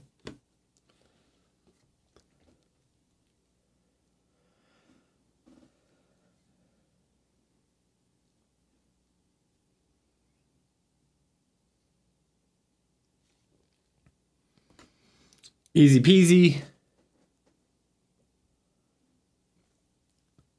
If you understand the concepts.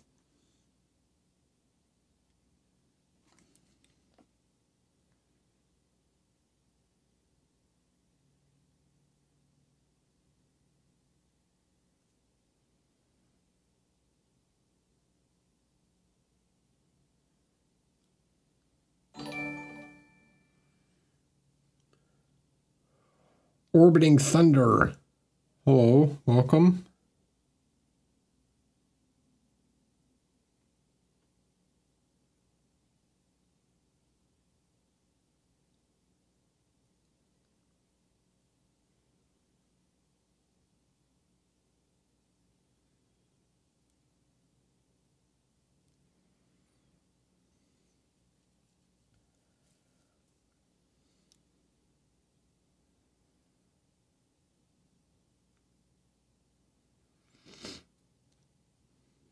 Thanks.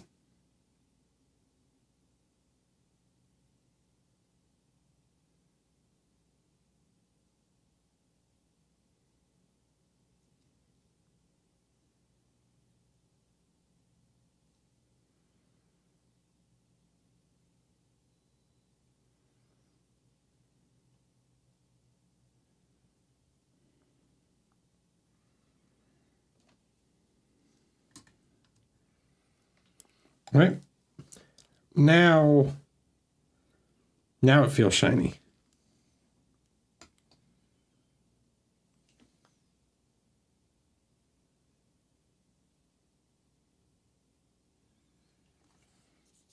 Before,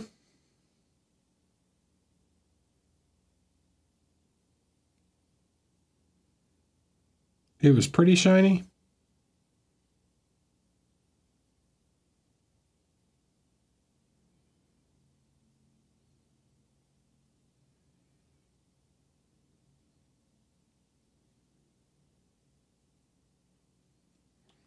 Now it's popping. Right? Right, Mini Master?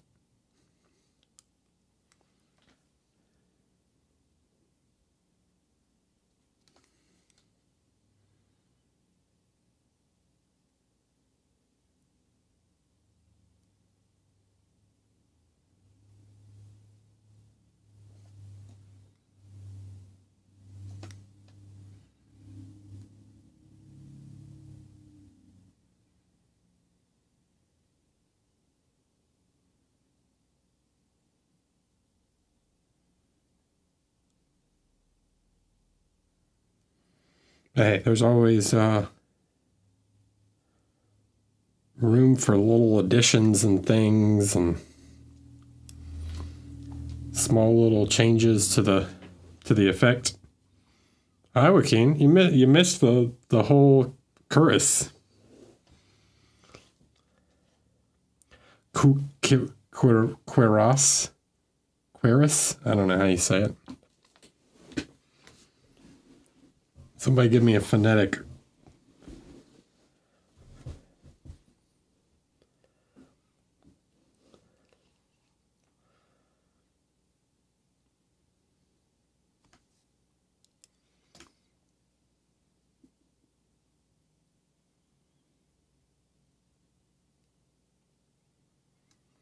Thanks.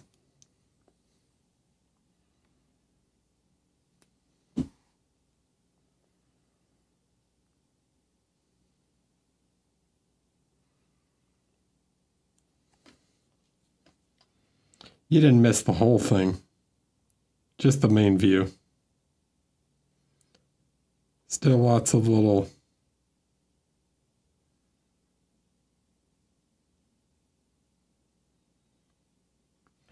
dots and things to paint.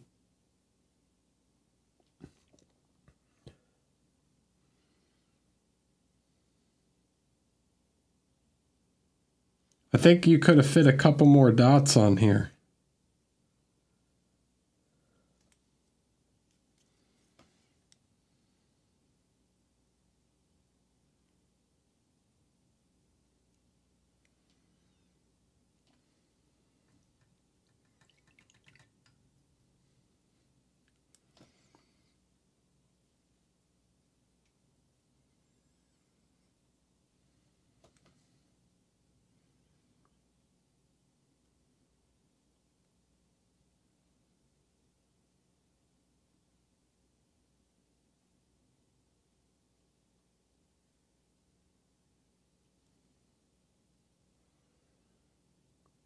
Curious? Hi, Wendy.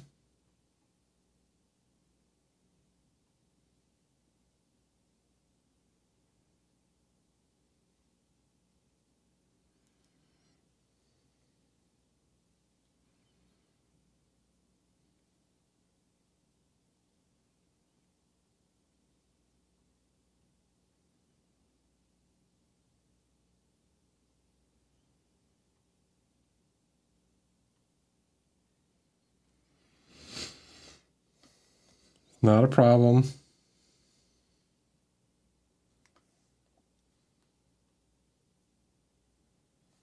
Yeah, go crazy with reflections. As long as you keep them consistent with your placement, easy. That's the whole trick to NMM. It's just consistency.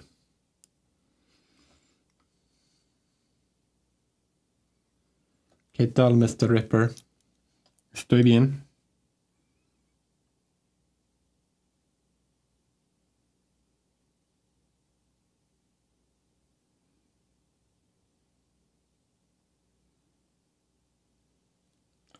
Estoy pintando un poco oro.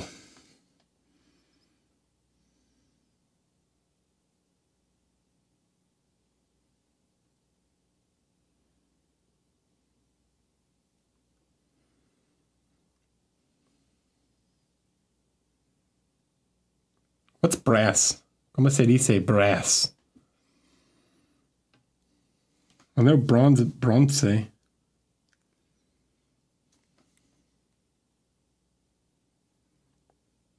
Because gold would not be in a very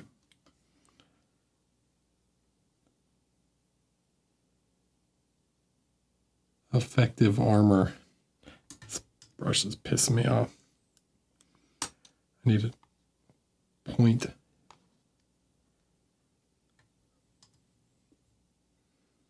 Finas capas? What? Fine capes?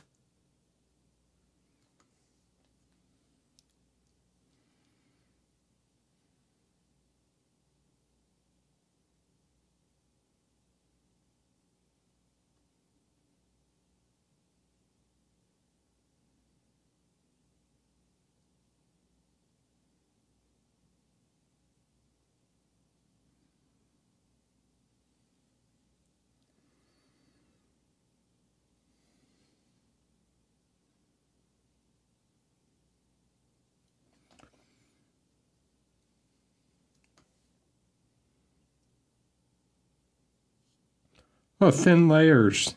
Finas capas. Okay. I never knew how to say thin. So what's thick layers? Capas bases? Base coats?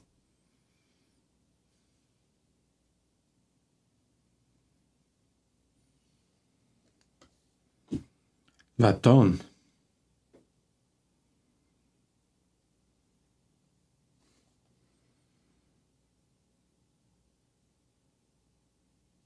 Oh my god. I'm getting driven nuts by every brush. I just want one that can paint a dot. Sometimes a crappy brush is better for painting dots because it doesn't hold like an absurd point where you paint like a little line instead.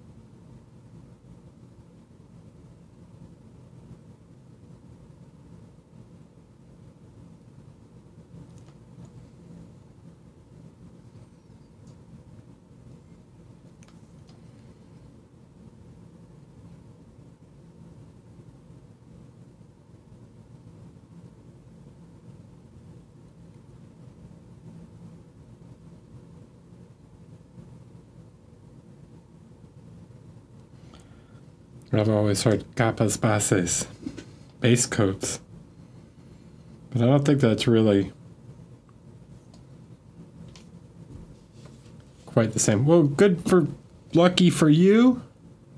I've still got to do the helmet and the shoulder pads.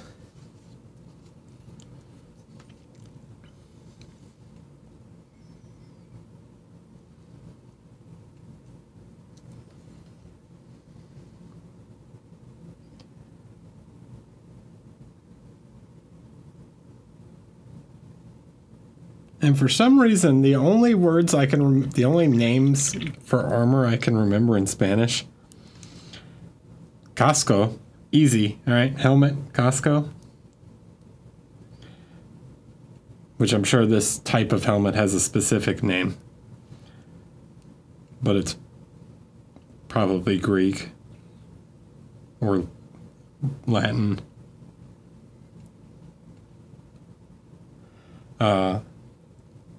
And this is a rodillero.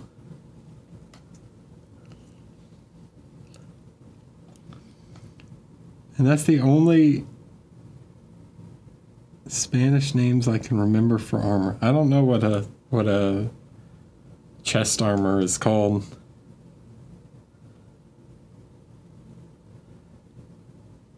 Rebas. No, hold on. This is the... It's something like vambrace, but... Or bracelet.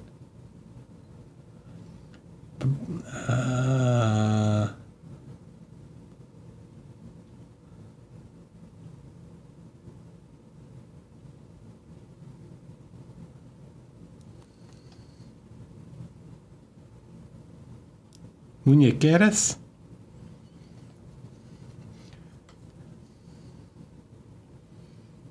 Muñecas is wrists, so muñequeras makes sense.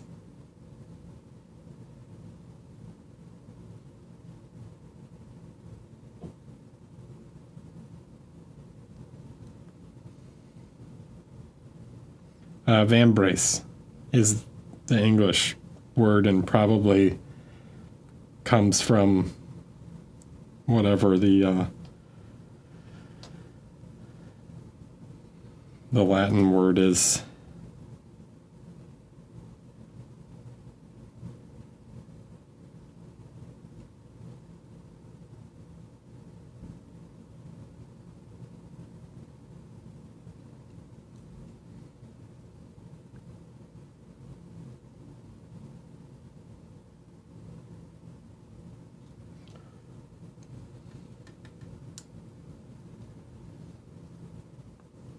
Brazaletes, that's the one I was thinking of. It sounds like bracelets.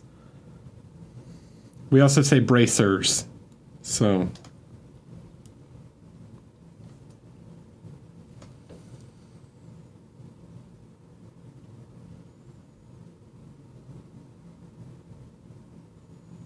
van braces or bracers.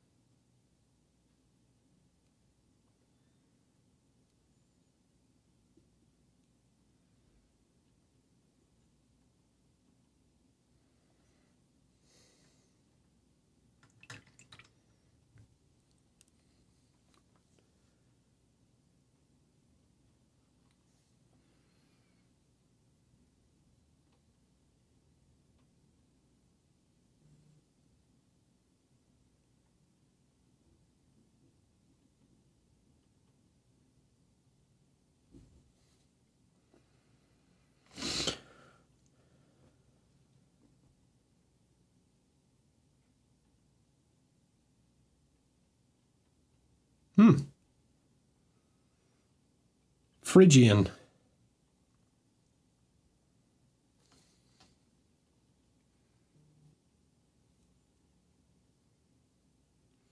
Greek names are crazy.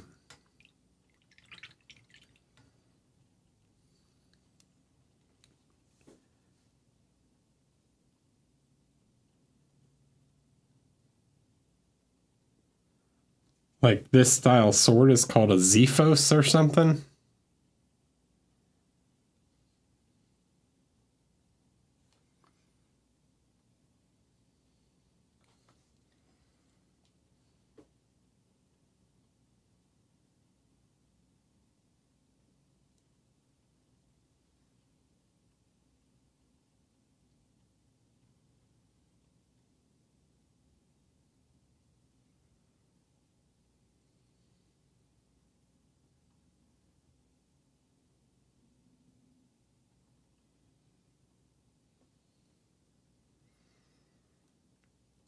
Which I could be pronouncing wrong. Maybe it's Xephos.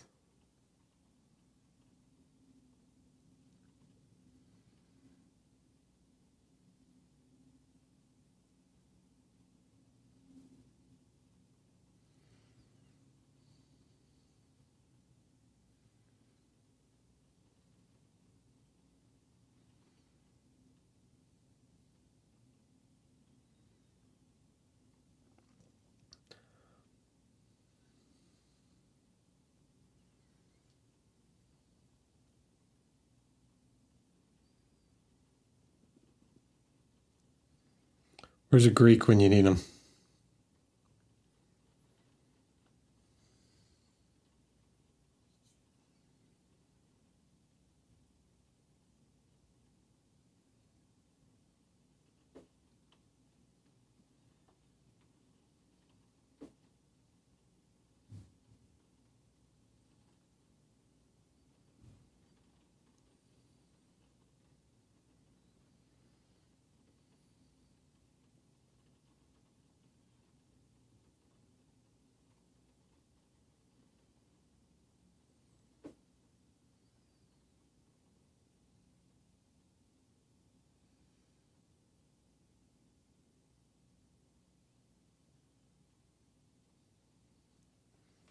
What's you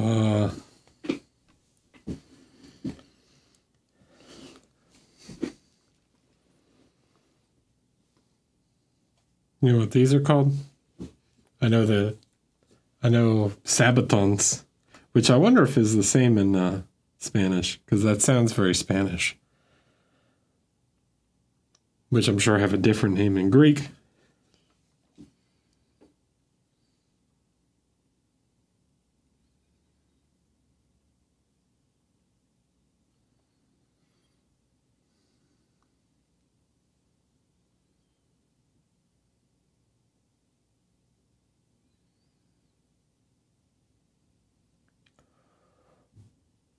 So it became a historical armor named lesson now.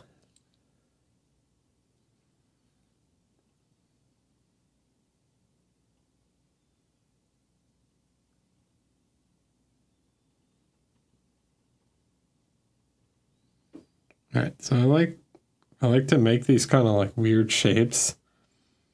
So you can use these little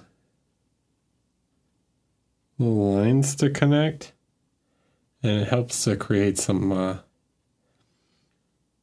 interesting reflection patterns. These are much easier on larger surfaces. They're kind of hard to pull off on little tiny ones, like his chest that's made up of lots of little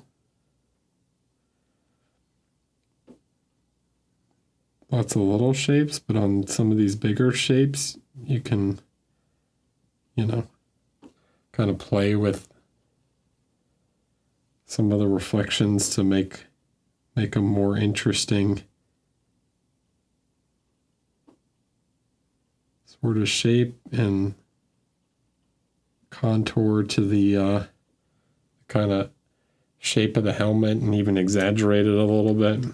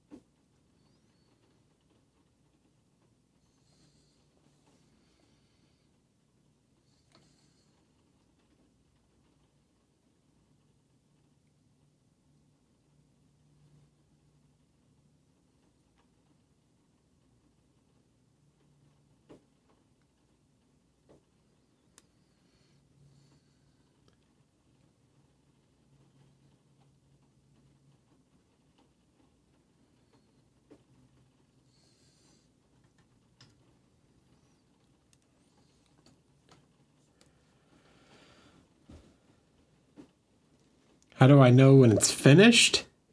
When it looks cool. How do you know when a sculpt is finished? You could add detail forever, right?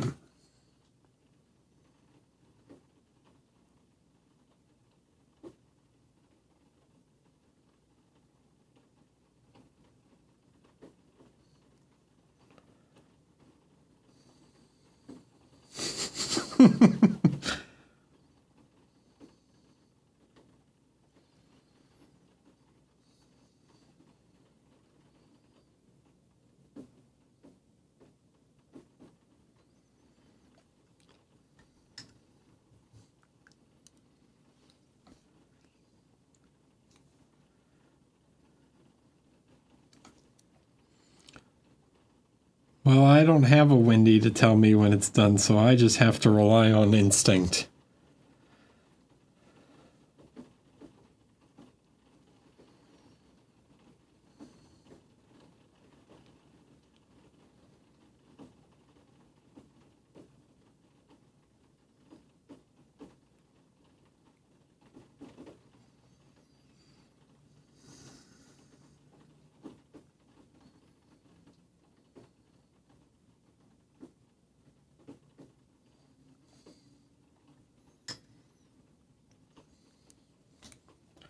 But it can always look cooler.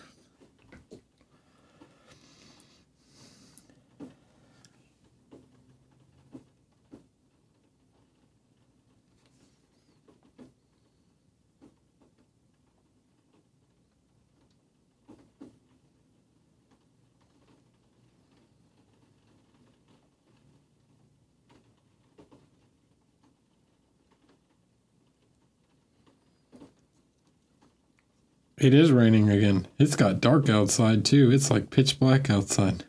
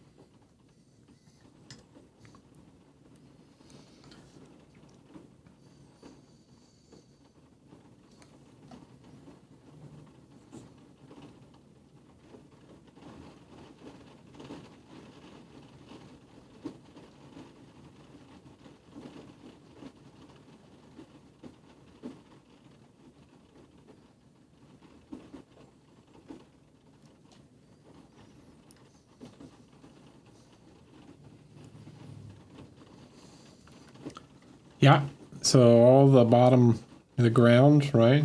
The ground reflections, so there's going to be some orange in the ground, which will reflect in the armor, and then more yellowish in this side, and then more greenish in this side. And actually, looking at it, a lot. So sometimes I like to do this, right? I like to take it out from underneath the light and look at it at arm's length.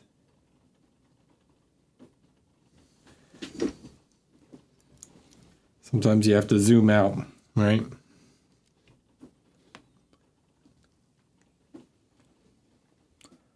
And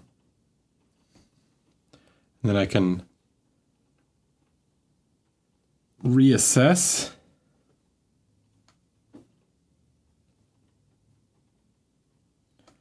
Maybe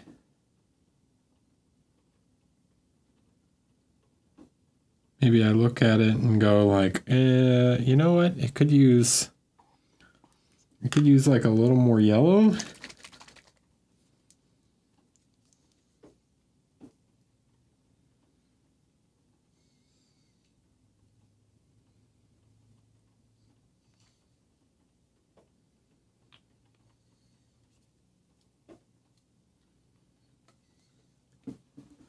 We can grab a transparent yellow, which is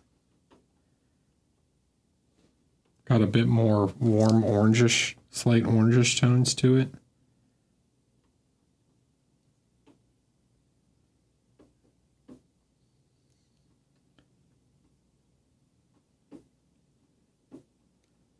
If I want to add a little bit more warm yellow to the lights.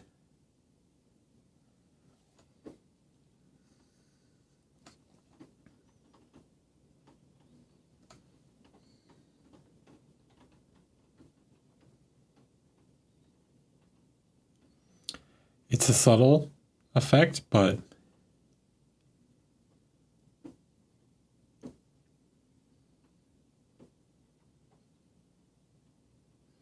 it can help further distinguish the warm side and cold side.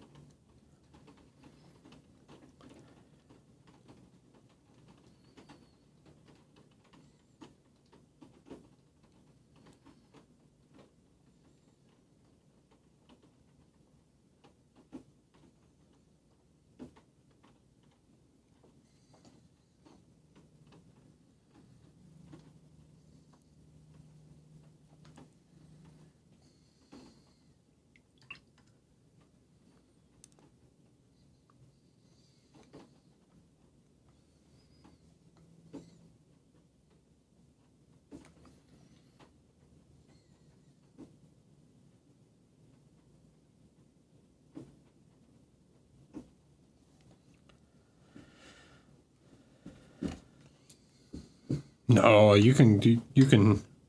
Okay, so actually, yes and no. Do I have a color wheel? I don't think I have one on me. Hold on.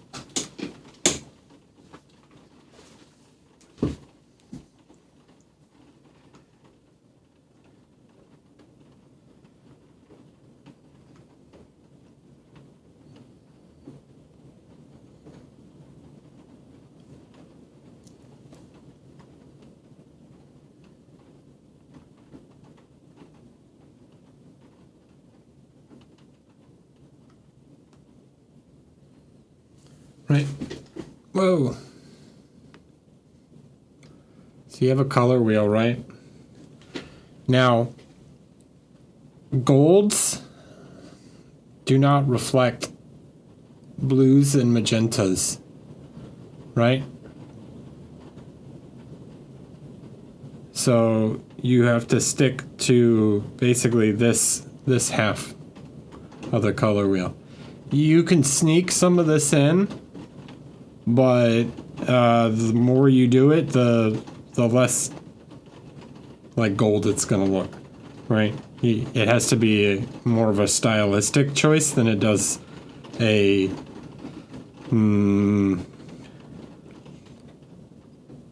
like a realism thing. So you could put a little magenta or even a little blue in your golds, but it has to be used like very sparingly and in a stylistic manner. So anything that would reflect blue, so like the sky, right? The sky is blue. So to achieve a sky effect, we take what would be like this tone for the sky and we shift it. We actually draw a line, right? So if the sky was here,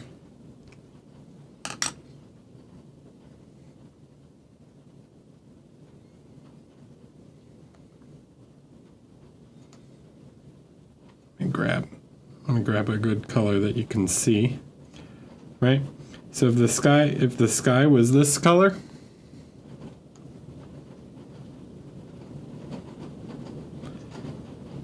and we want to come to yellow, right? We would draw a line like that,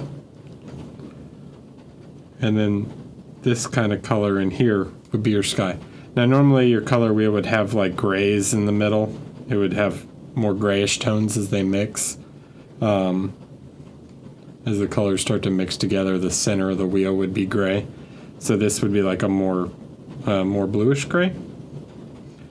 But you can imagine like, right? So I'm here and I need to draw across to the yellow, which would come through the greens and then turn kind of grayish green, right? So you'd end up with like a gray green.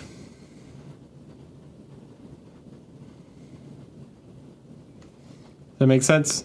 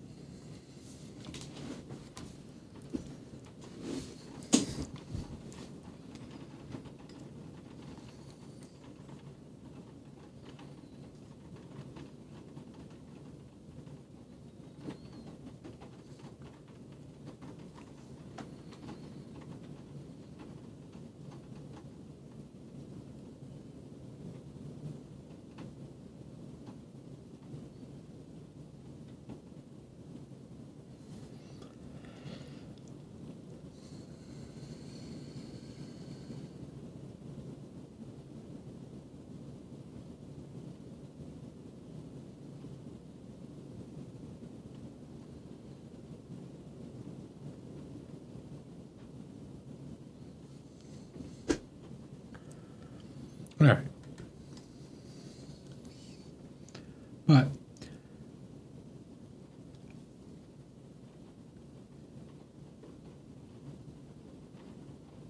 rules in art are made to be broken. So don't feel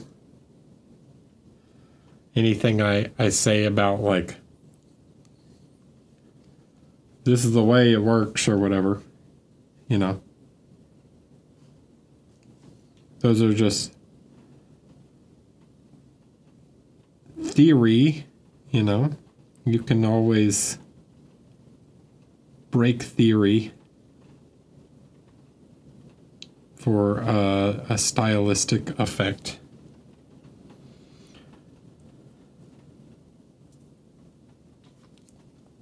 Yeah, I mean, if it was even still the color of the material absorbs blue light, right? And it shifts it green. Now, if it was like polished to an absolute mirror shine, maybe, but even then, like, right? This can is pretty much mirror, right? See, you can see my thumb in the can. But look what my thumb does when it goes into the blue, right?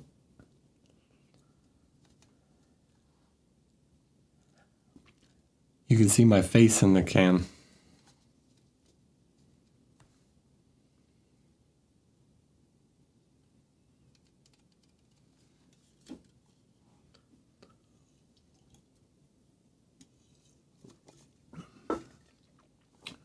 Do I have anything that's like mirror gold? Give me a second.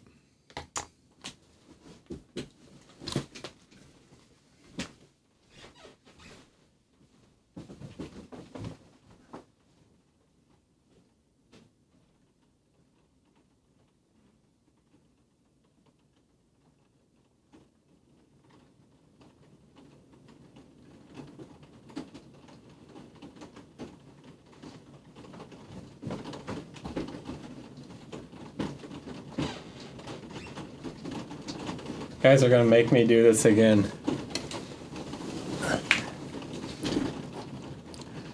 Oh no, I have to now use a different thing, right? So this is like mirror polished, right? You can see that it affects the color of what it reflects. You can see my hand in the reflection.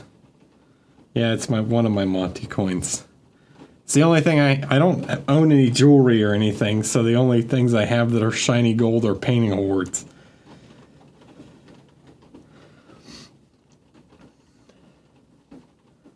See, look at the color that it changes.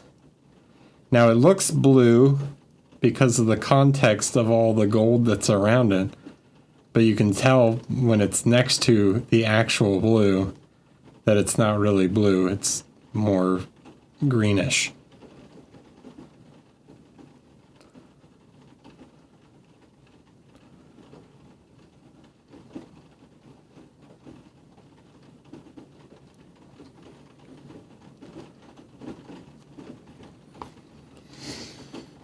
I guess the backside would have been better. Okay.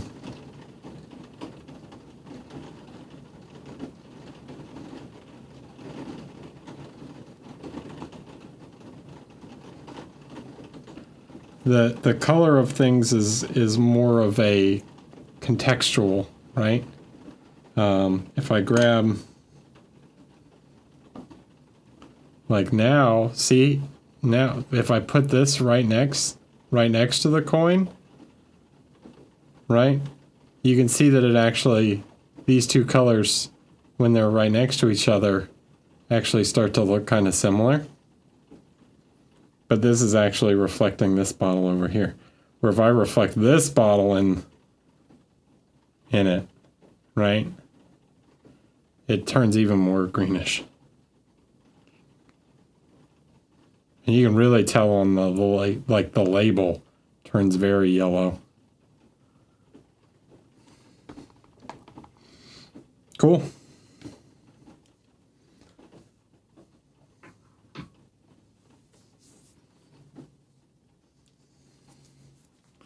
Like, it's hard to be humble when you guys make me go get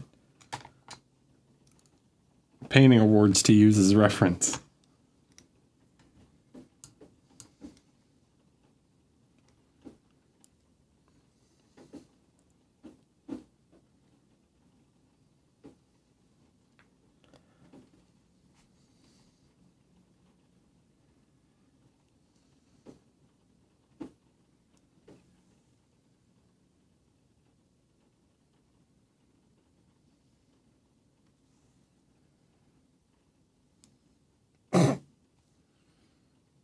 Thanks.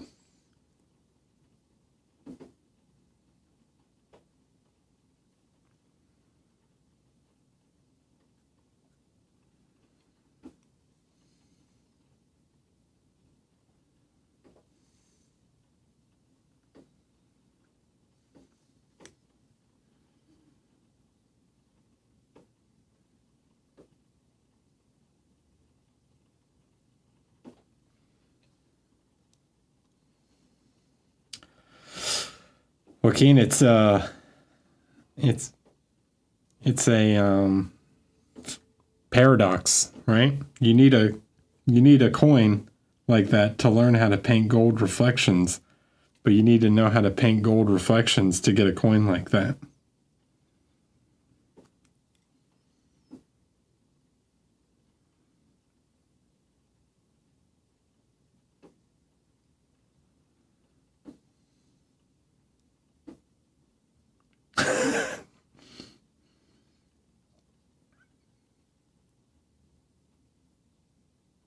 Or you just sculpt really good and get one.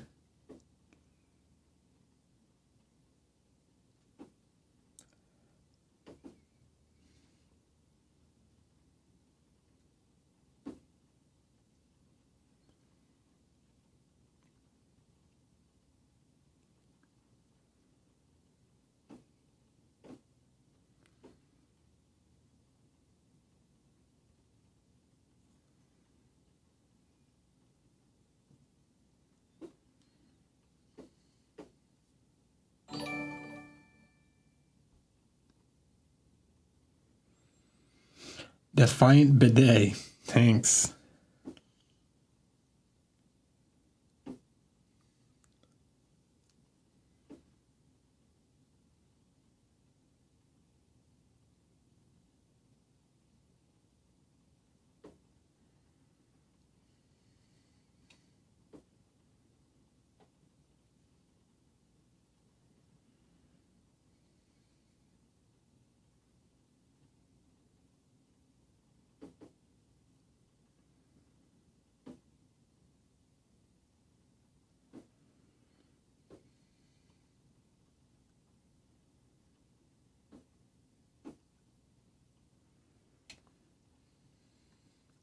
Thank you.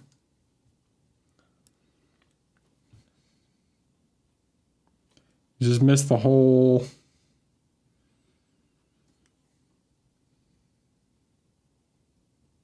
color explanation.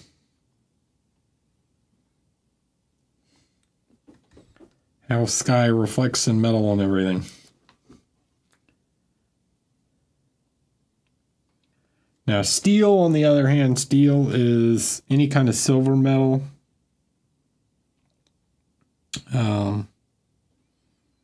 Steel, nickel, silver, platinum. Those will reflect any color. And the shinier they are, the reason we tend to put blue and in non-metallic metal steel is because of the sky.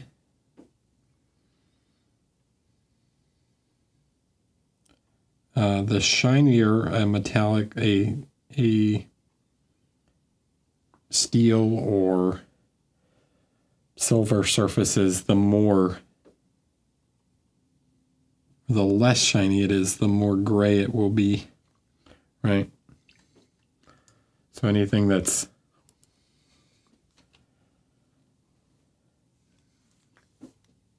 right, so we say this is gray.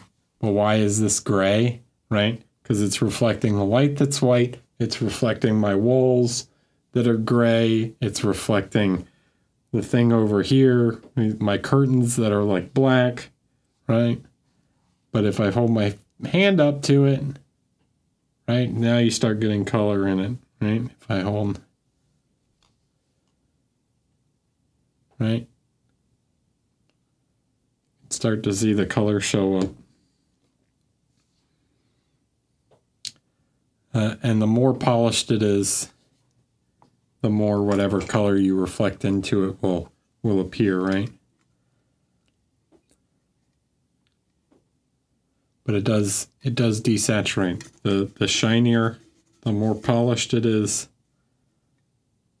the more clear the color will appear.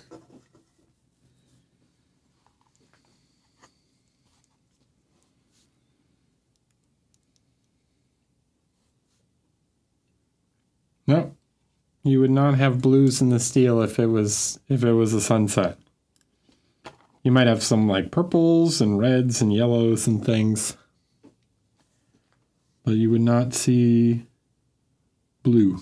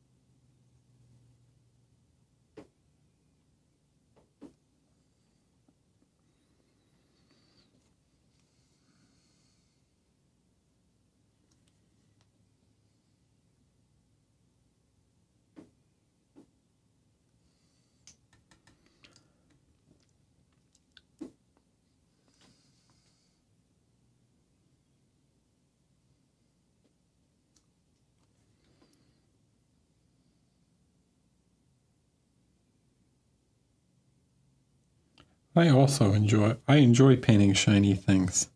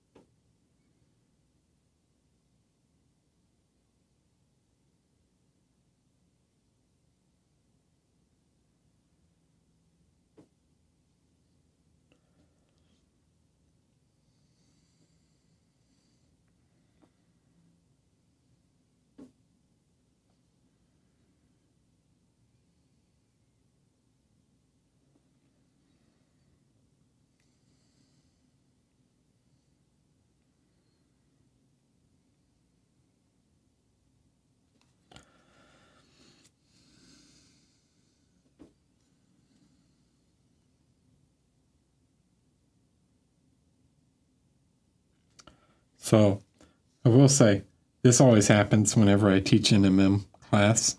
Someone always tries to get fancy and paint a sunset effect. The most important thing to remember when painting a sunset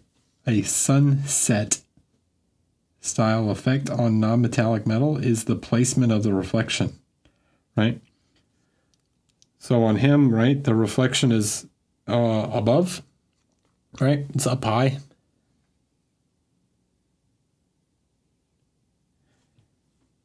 Where on a sunset, right, where would the main reflection be? Like on his chest, it would be right on the horizon line, right?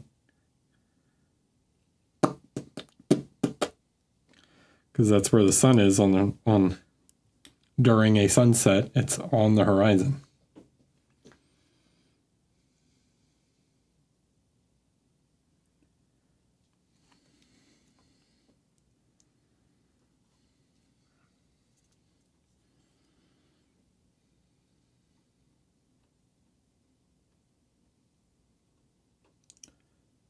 You can't just use the colors. You have to think about the position of the lighting also.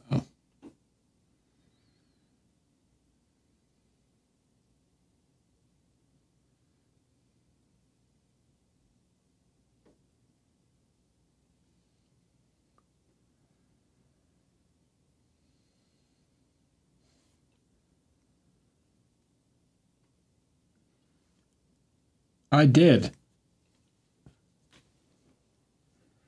paint one. It won this.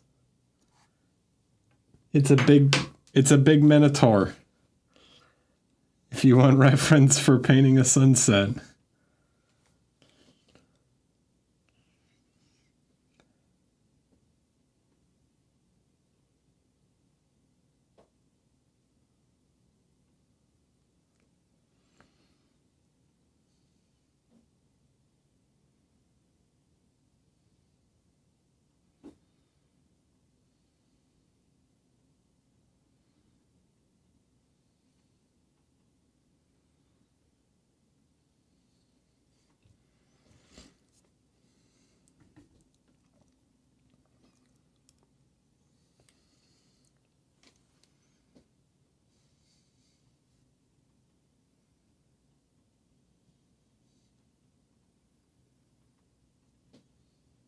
Technically, Joaquin has the coin from Monty for Bane, but that was for my other entries.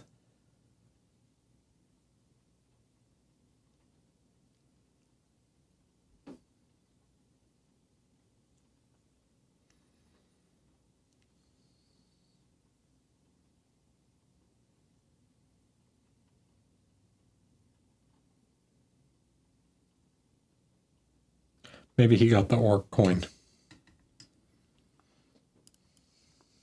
I didn't keep track of which one I was handed at the time.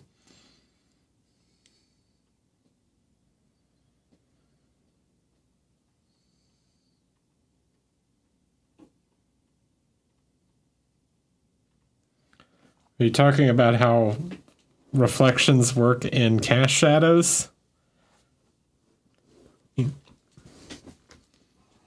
In sombras proyectas. That's a whole... Oh, in their own shadow. So they would reflect the things behind them, right? So if the sun's coming this way, if I'm in a sunset, right? And this is reflecting, I'm facing the sunset, and it's reflecting the sky and everything else that's in front of me. Whatever in a sunset, the back of the armor that's in shadow, which light and shadow doesn't really exist on super polished objects. You reflect things that are either light or shadowed, right? The armor itself doesn't have light and shadow if it's highly reflective. So the things that you have to imagine what's behind the figure, and then it would be reflecting those things.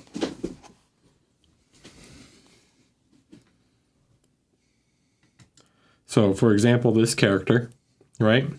The light is coming from this direction.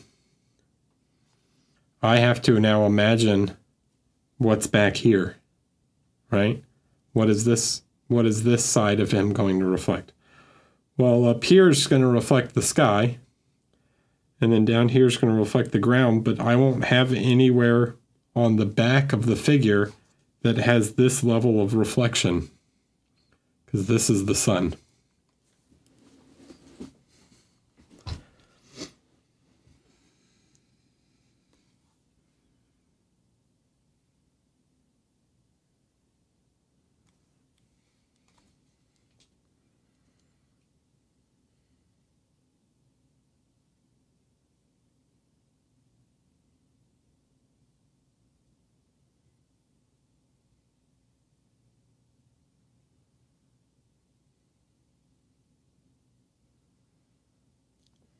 And the fun thing is, you can just make it up.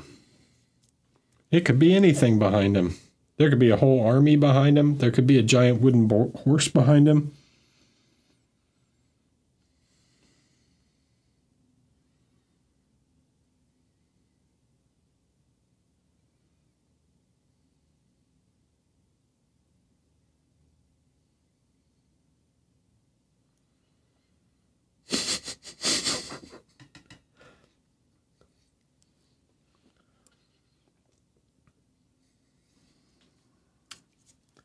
So it would be something like this.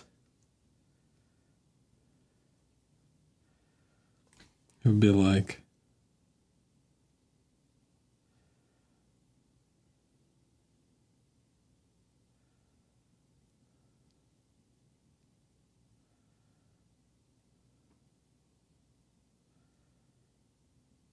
and then it's on wheels with a little platform. He's got a little tail. It'd be something like that.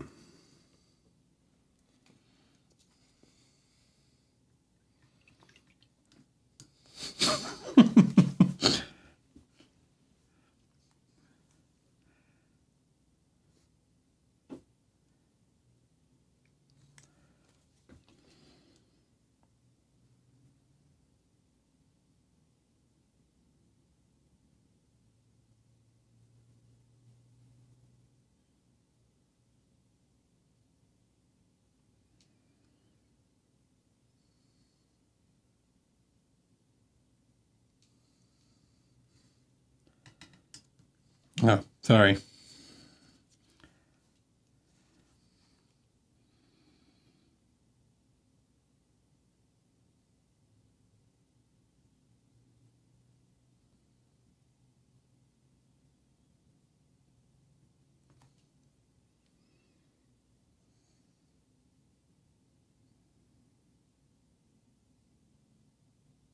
There, now you got the little men.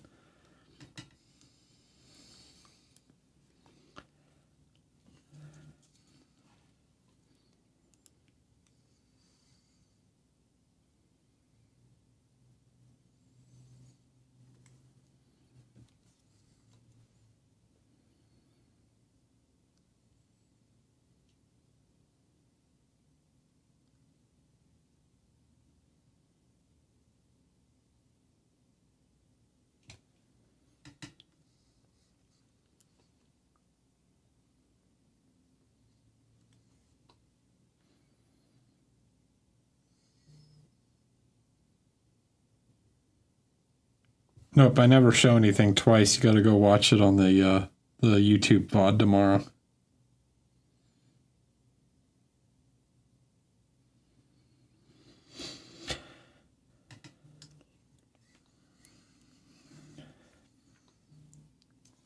Oh my God, my phone is going crazy.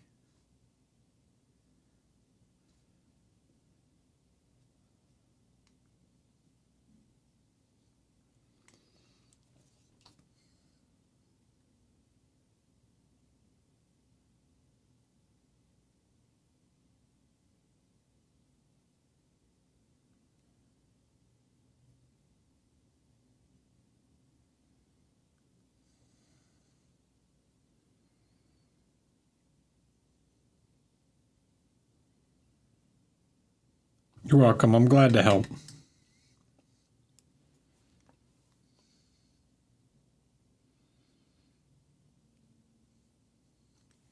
You can clip it if you want. I don't care.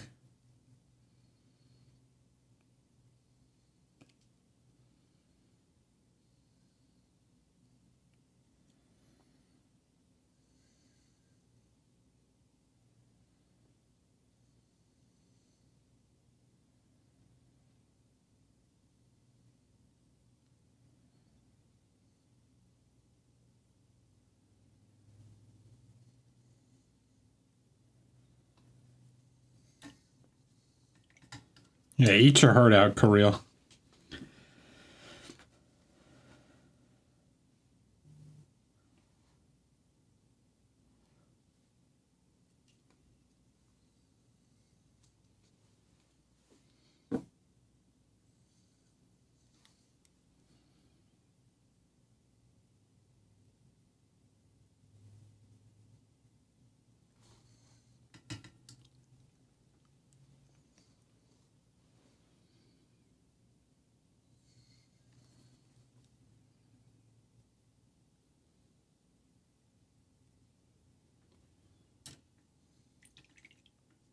See a rooster's rhythm.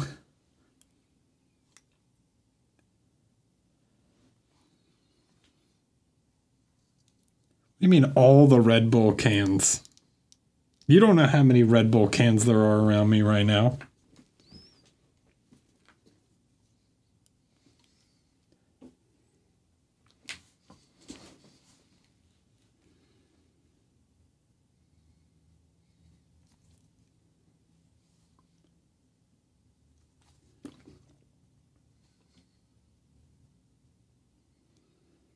Boss.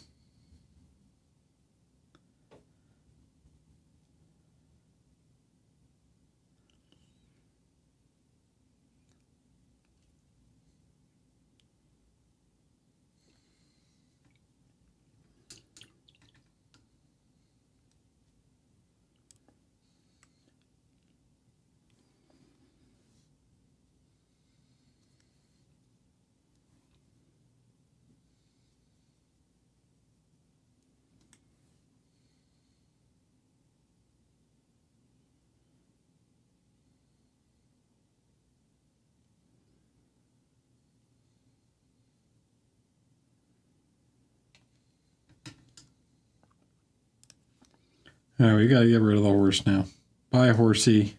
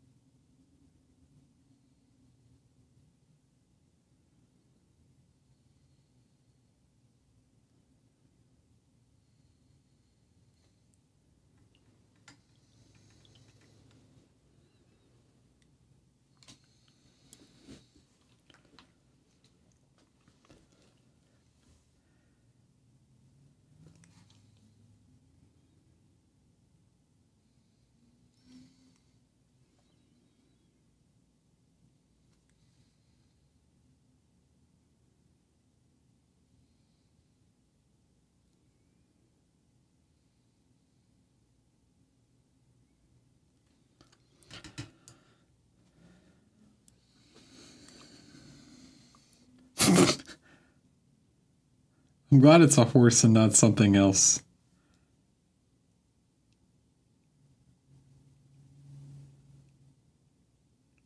I know some other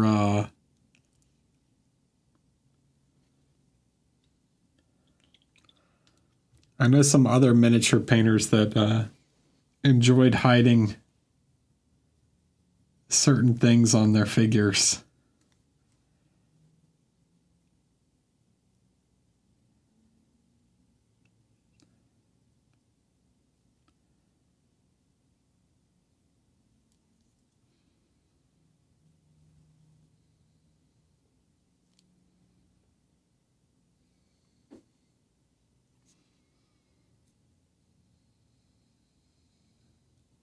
Yes, Rome.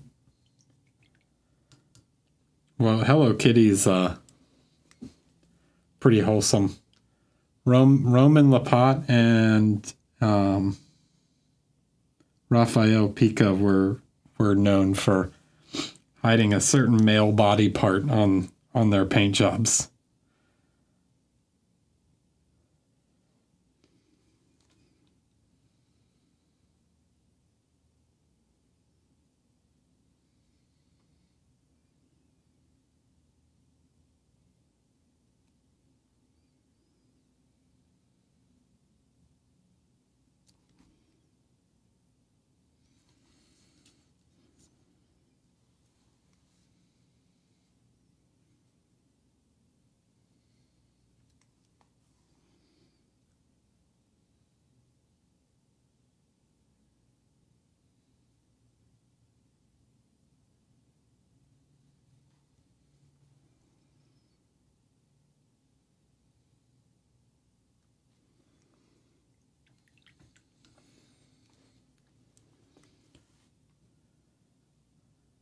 Roman has a what do you call it? A sumo wrestler or he's like a yakuza sumo wrestler that's got some flower tattoos, and one of the flowers, like all of the flower petals are not flower petals.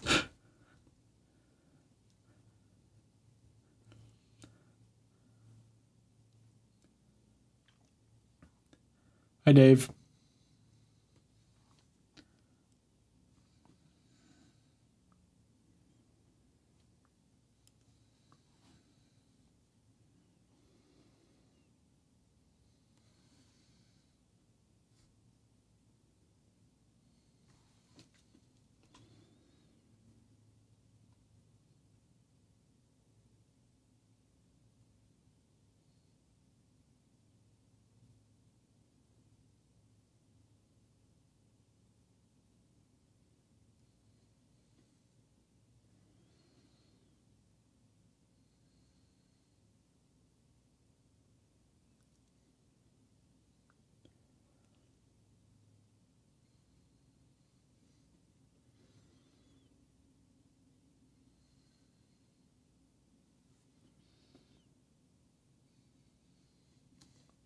¿Qué pasa, David?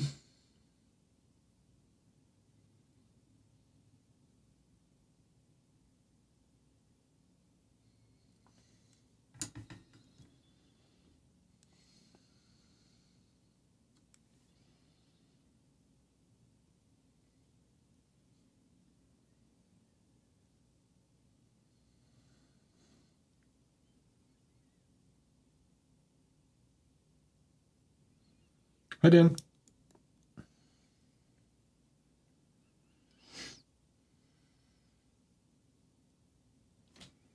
Thanks, we're working on it. We're getting there.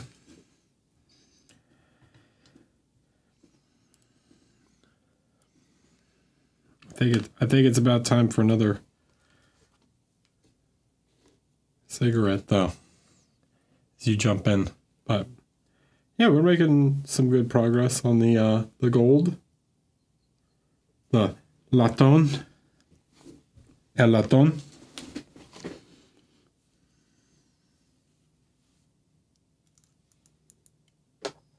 Comiendo helado, como siempre.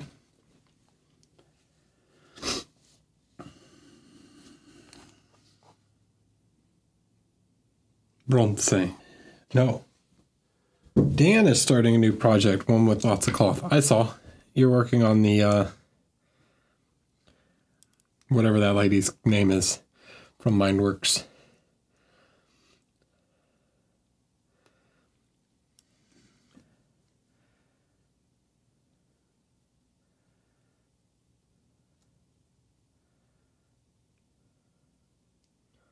I can't remember her name.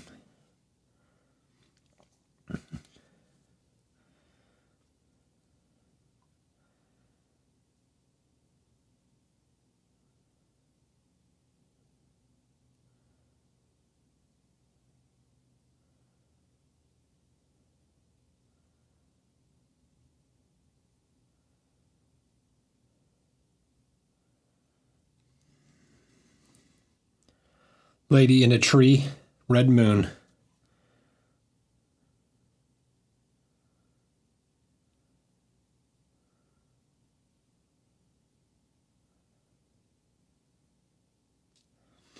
That's the one.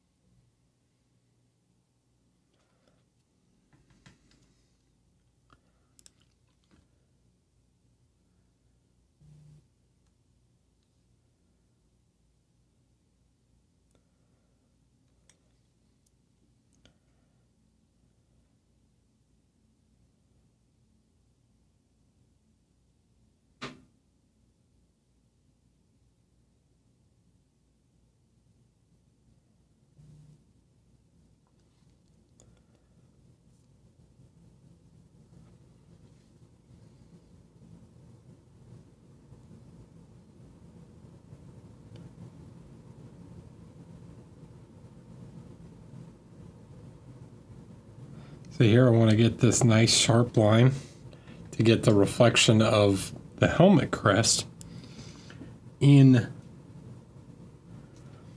the lower part of the helmet, right?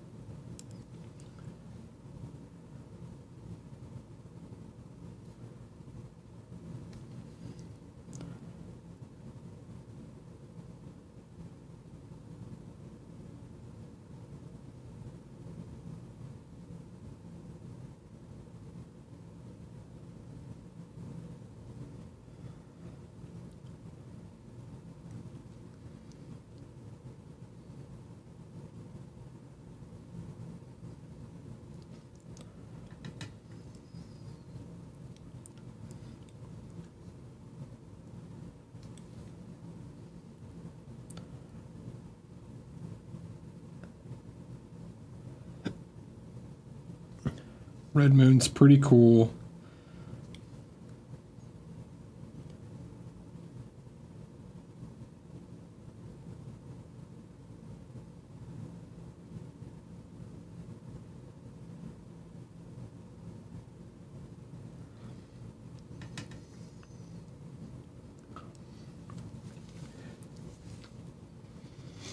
Hey, Joaquin, you know, I got to paint a,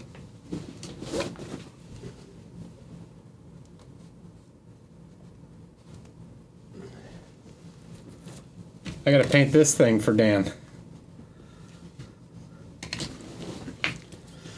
In Laundricel.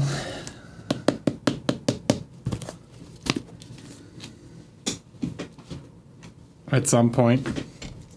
Don't say finally.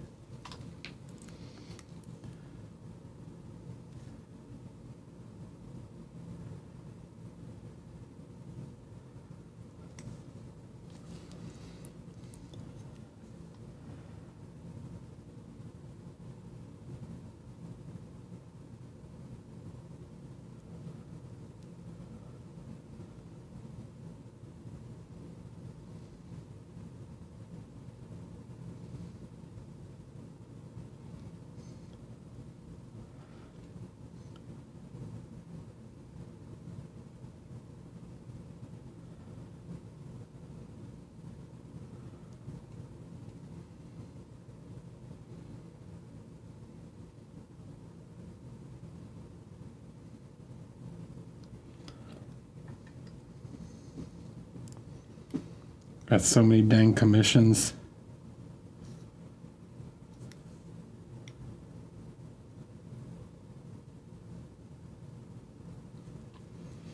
Got resin coming out of my ears.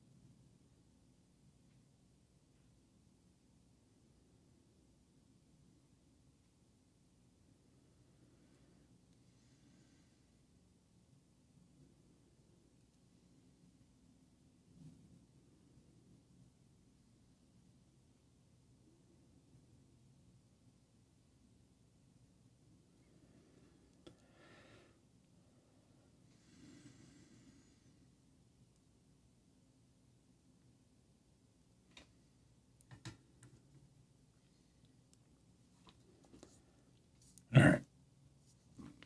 Now, really want to get this helmet shape right. This main reflection on the nose, whatever.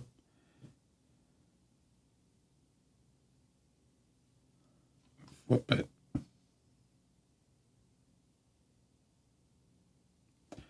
It's too watery.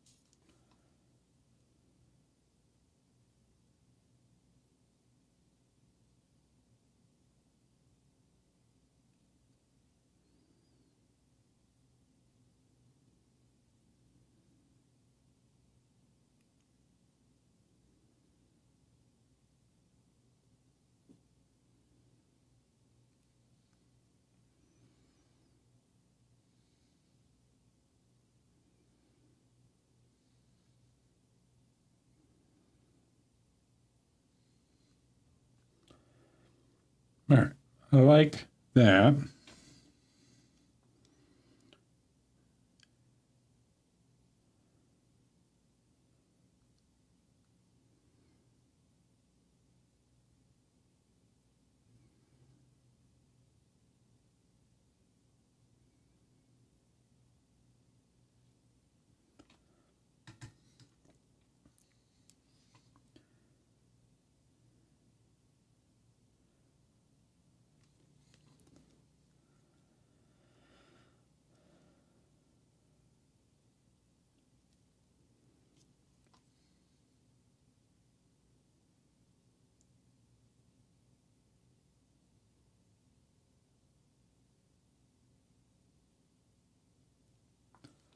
Well, man, don't call him Elric. That's the black sword.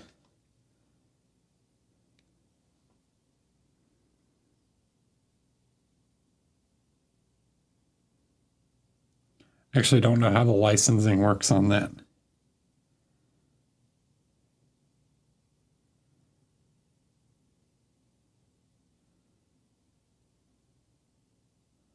I don't know if they can officially call him Elric or not. like clearly they have the rights to use Brahms' artwork.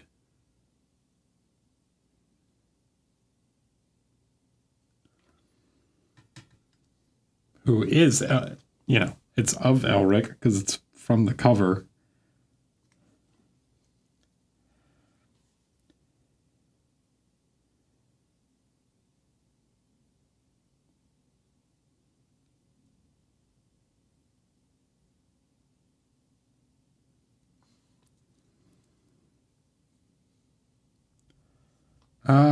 I try not to use pure white because I like to always have a step that I can go one higher if I need. And if I go to pure white too early, then I have nowhere left to go, right?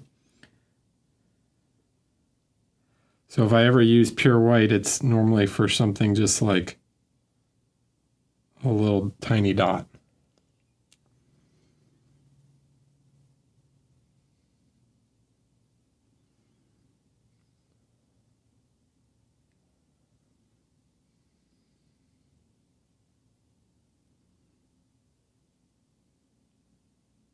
It could be for something as small as just that.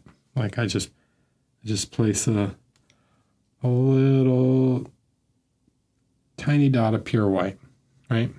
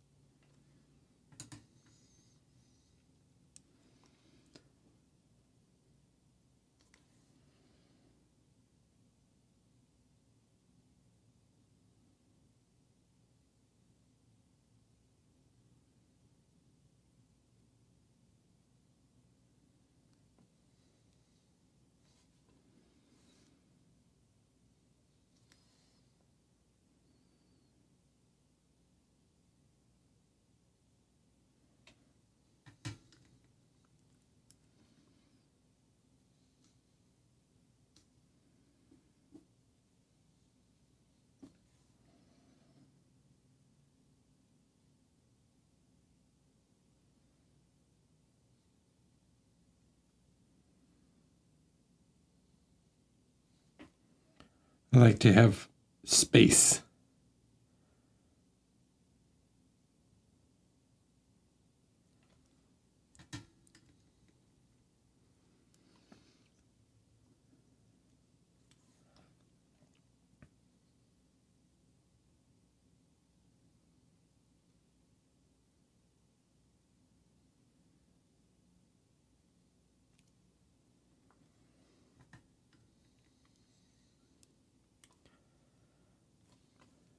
No. So I'm looking at this shape and I want to get a bit more of the sphere, right? So the sky should really be more like this, flat across the top.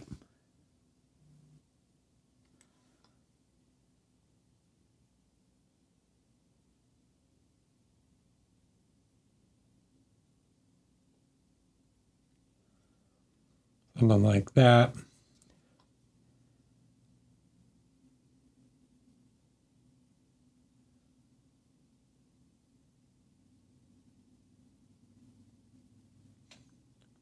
then I can bring some of that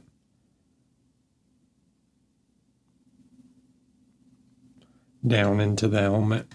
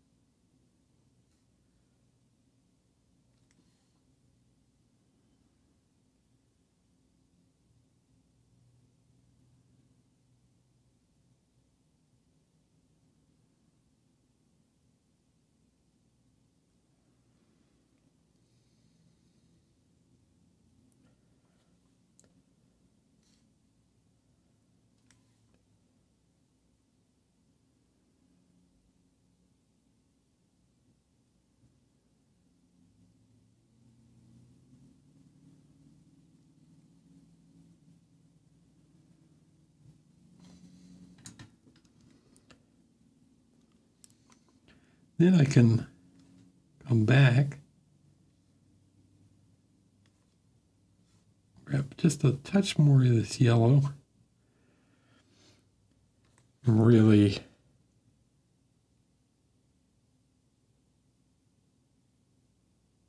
expand out this sky reflection some.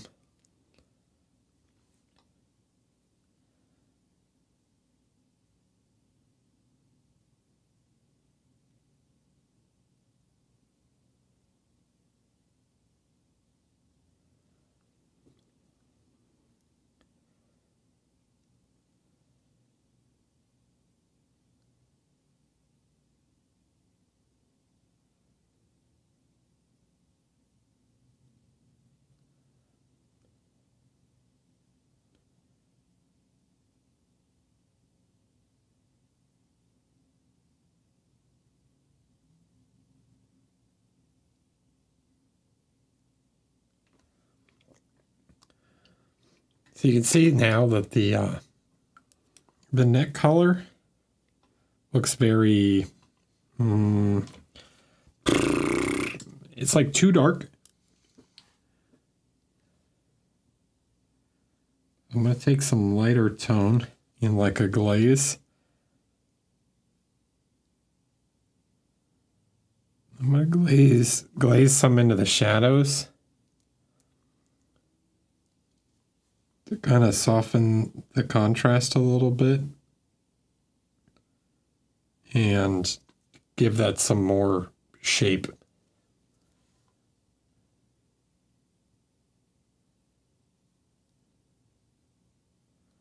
Then I can come back and reapply some lights to little dots and expand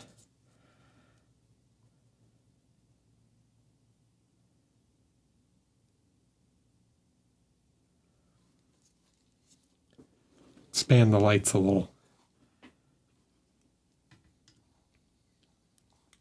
All right, let's look at the helmet. So this is a really subtle curve here.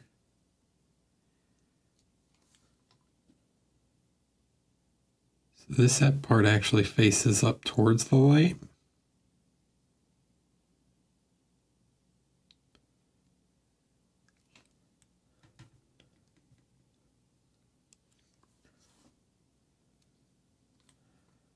So what I want to do is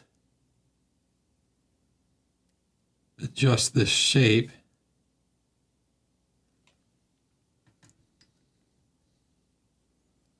And I'll blend all this back together.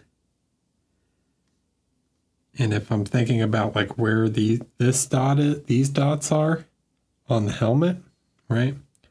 Where is that low point there?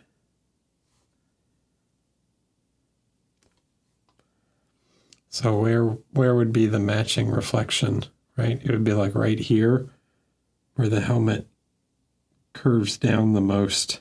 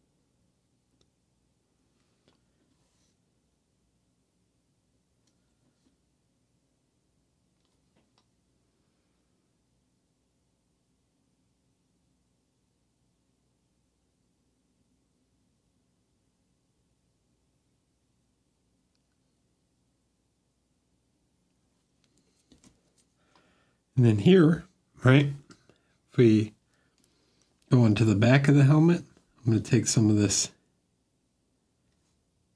and create a kind of like the hair color, right? If I place this, it's not exact, but I'm going to highlight the hair.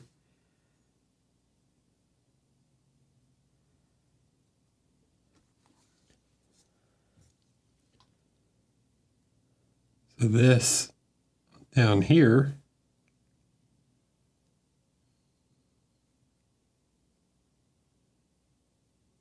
would be the reflection of his hair.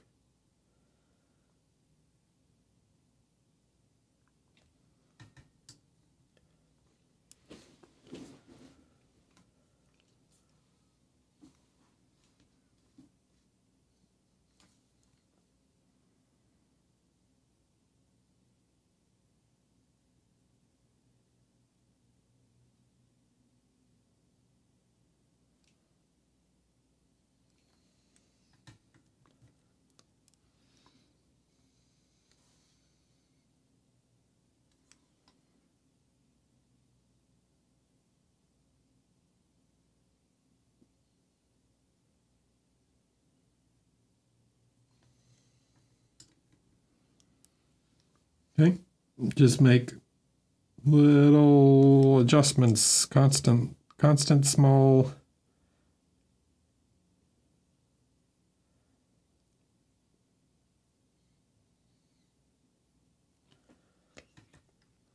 Till it starts to look nice and smooth and reflective.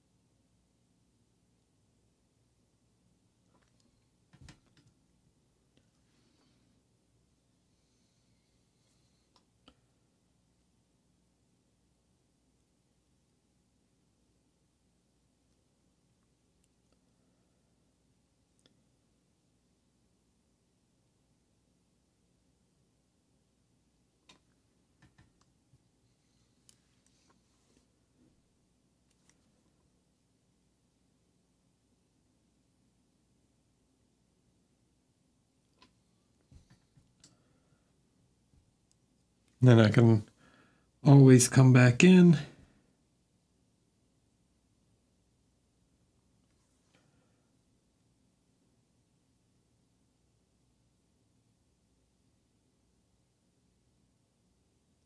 Add these little shine points, right?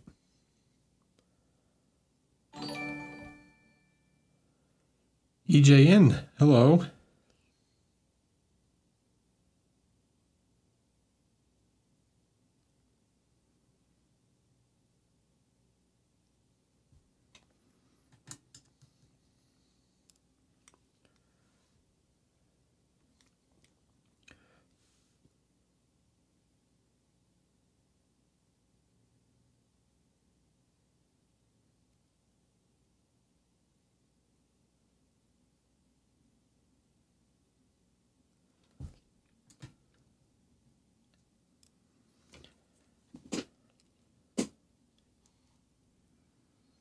Cool. Okay. Now,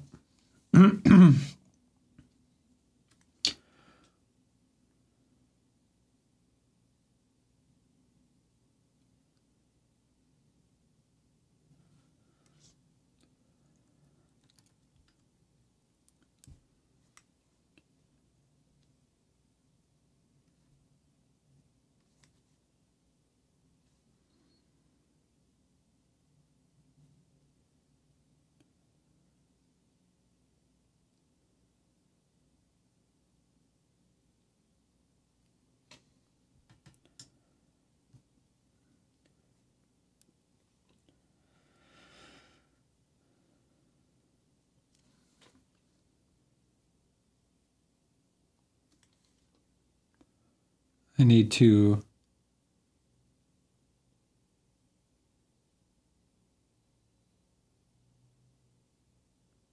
start to pick out some of the finer details on the head plume.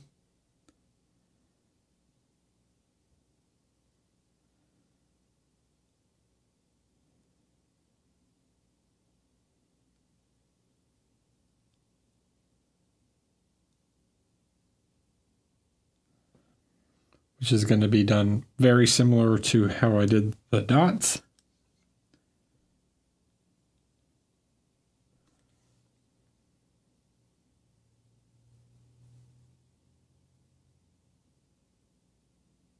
Right, get that center ridge.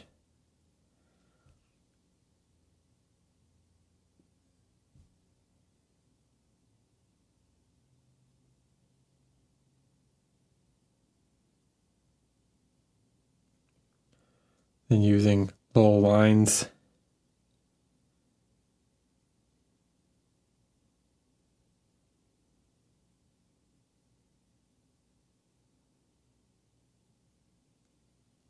Okay, something like that. Now, I need this to be close in terms of like what this is. I'm going to glaze some shadow back in. Then I know that here matches down here.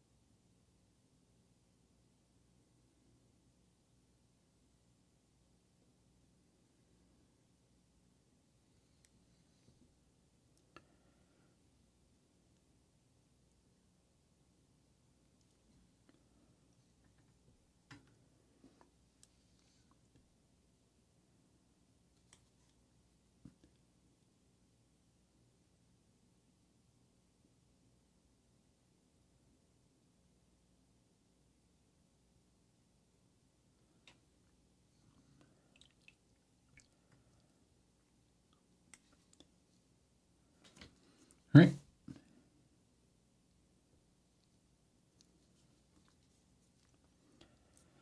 Now, really got to get a nice light on this.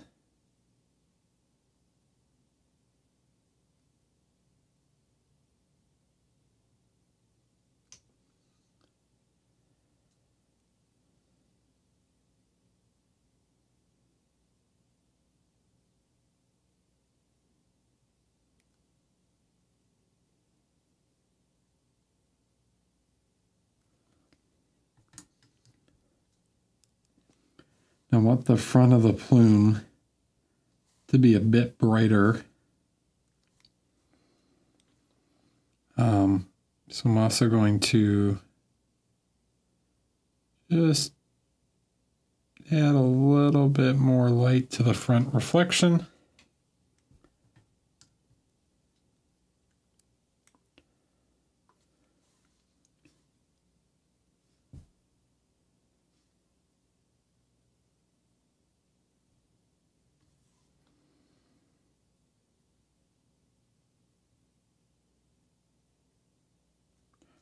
Dude, Trent's a speed demon.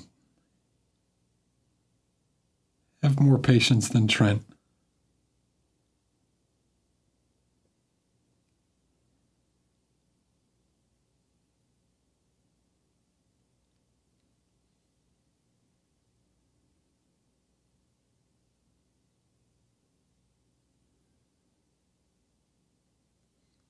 Okay.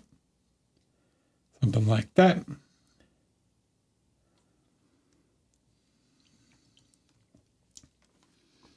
Then we'll add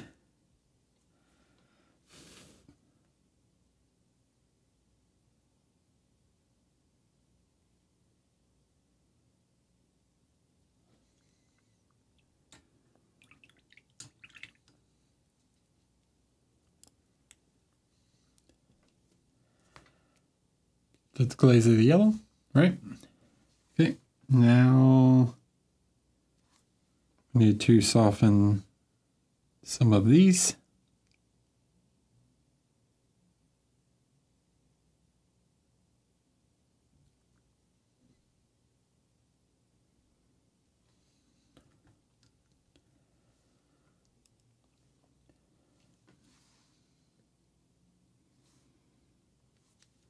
And just get everything kind of working well together.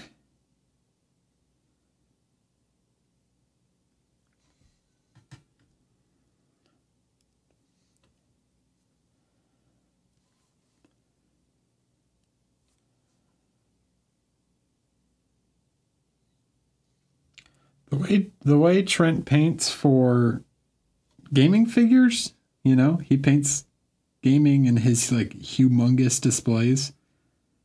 He's going for something different, you know? He wants to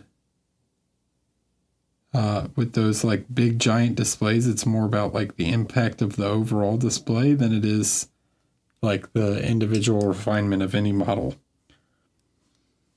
which works for those.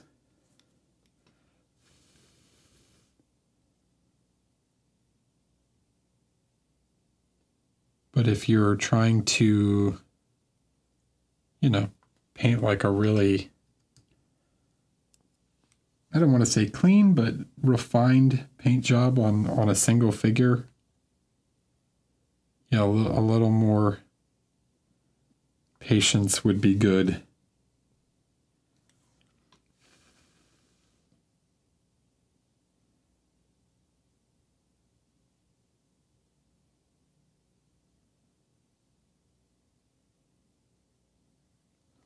Okay, cool. Right.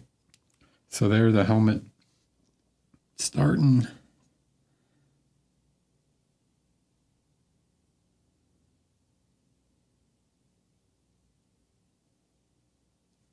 To really look like something coming together.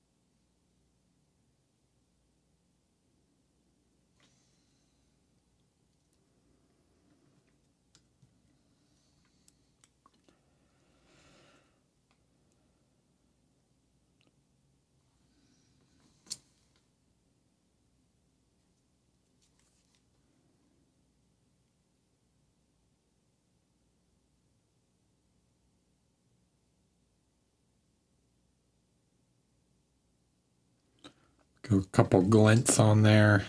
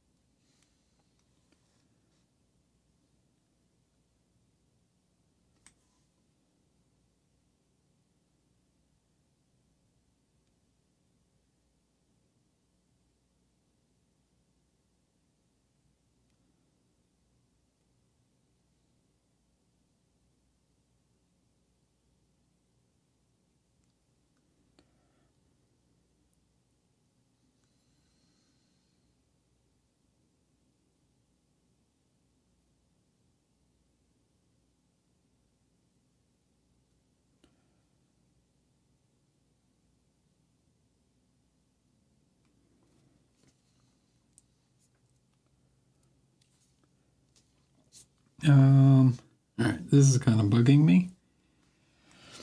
This little line here is too dark.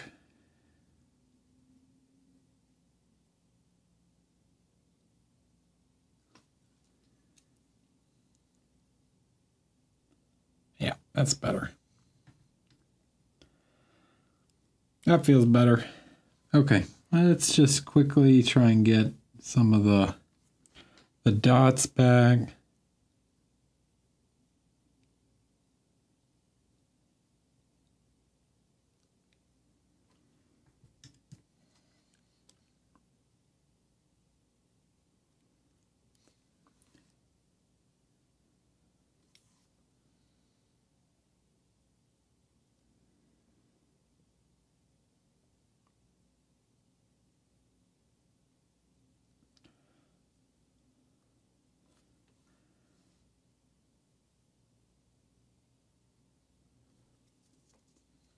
And try and get some of these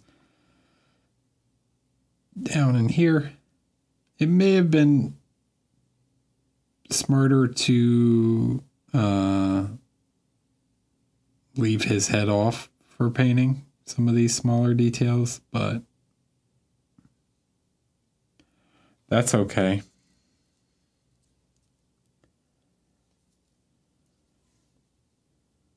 We'll live. This is why I haven't painted his hair yet.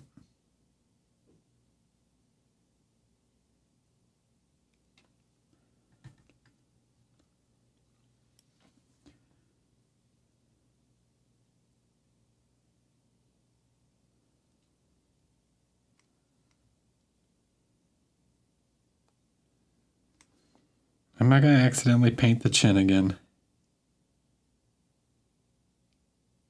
What I'm going to do to make this a little easier is I'm just going to overdo it. I'm going to overdo it like that. Like that's way too much.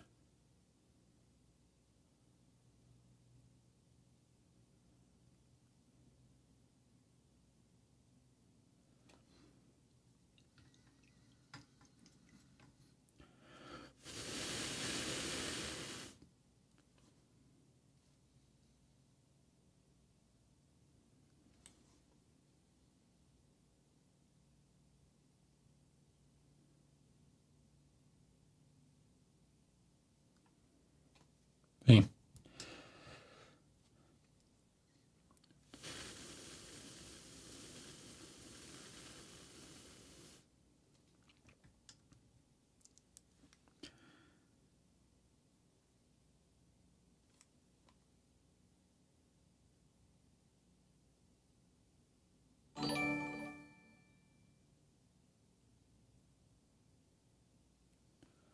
And I'm just going to use a wash to tone it down. Who's that? Shiny Mew Paints. Hello.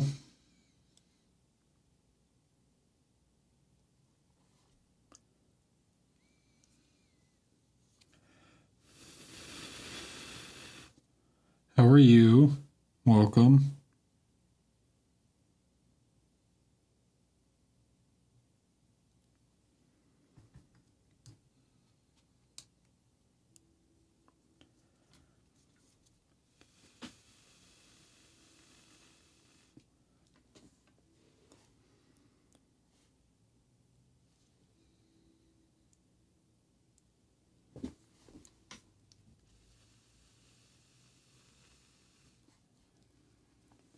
All right. Well, that's drying, and then I can apply another more controlled one. Put a couple more little shines on the chest piece.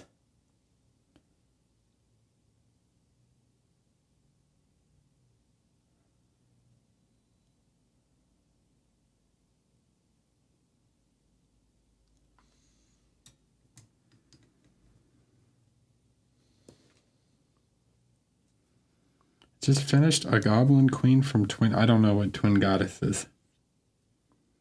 A Goblin Paladin sounds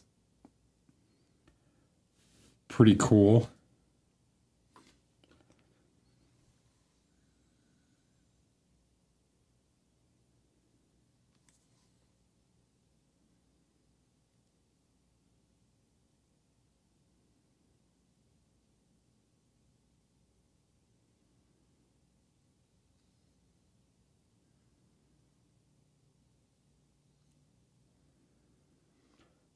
Is it like a Patreon thing or something? I'm not familiar with all the... There's so many Patreons and such that I am not up to date on all of them.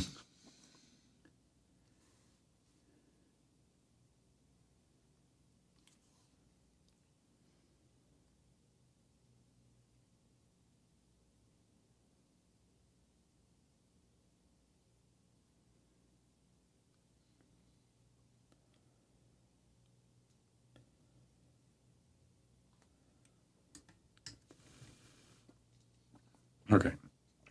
Now, last little wash to this guy.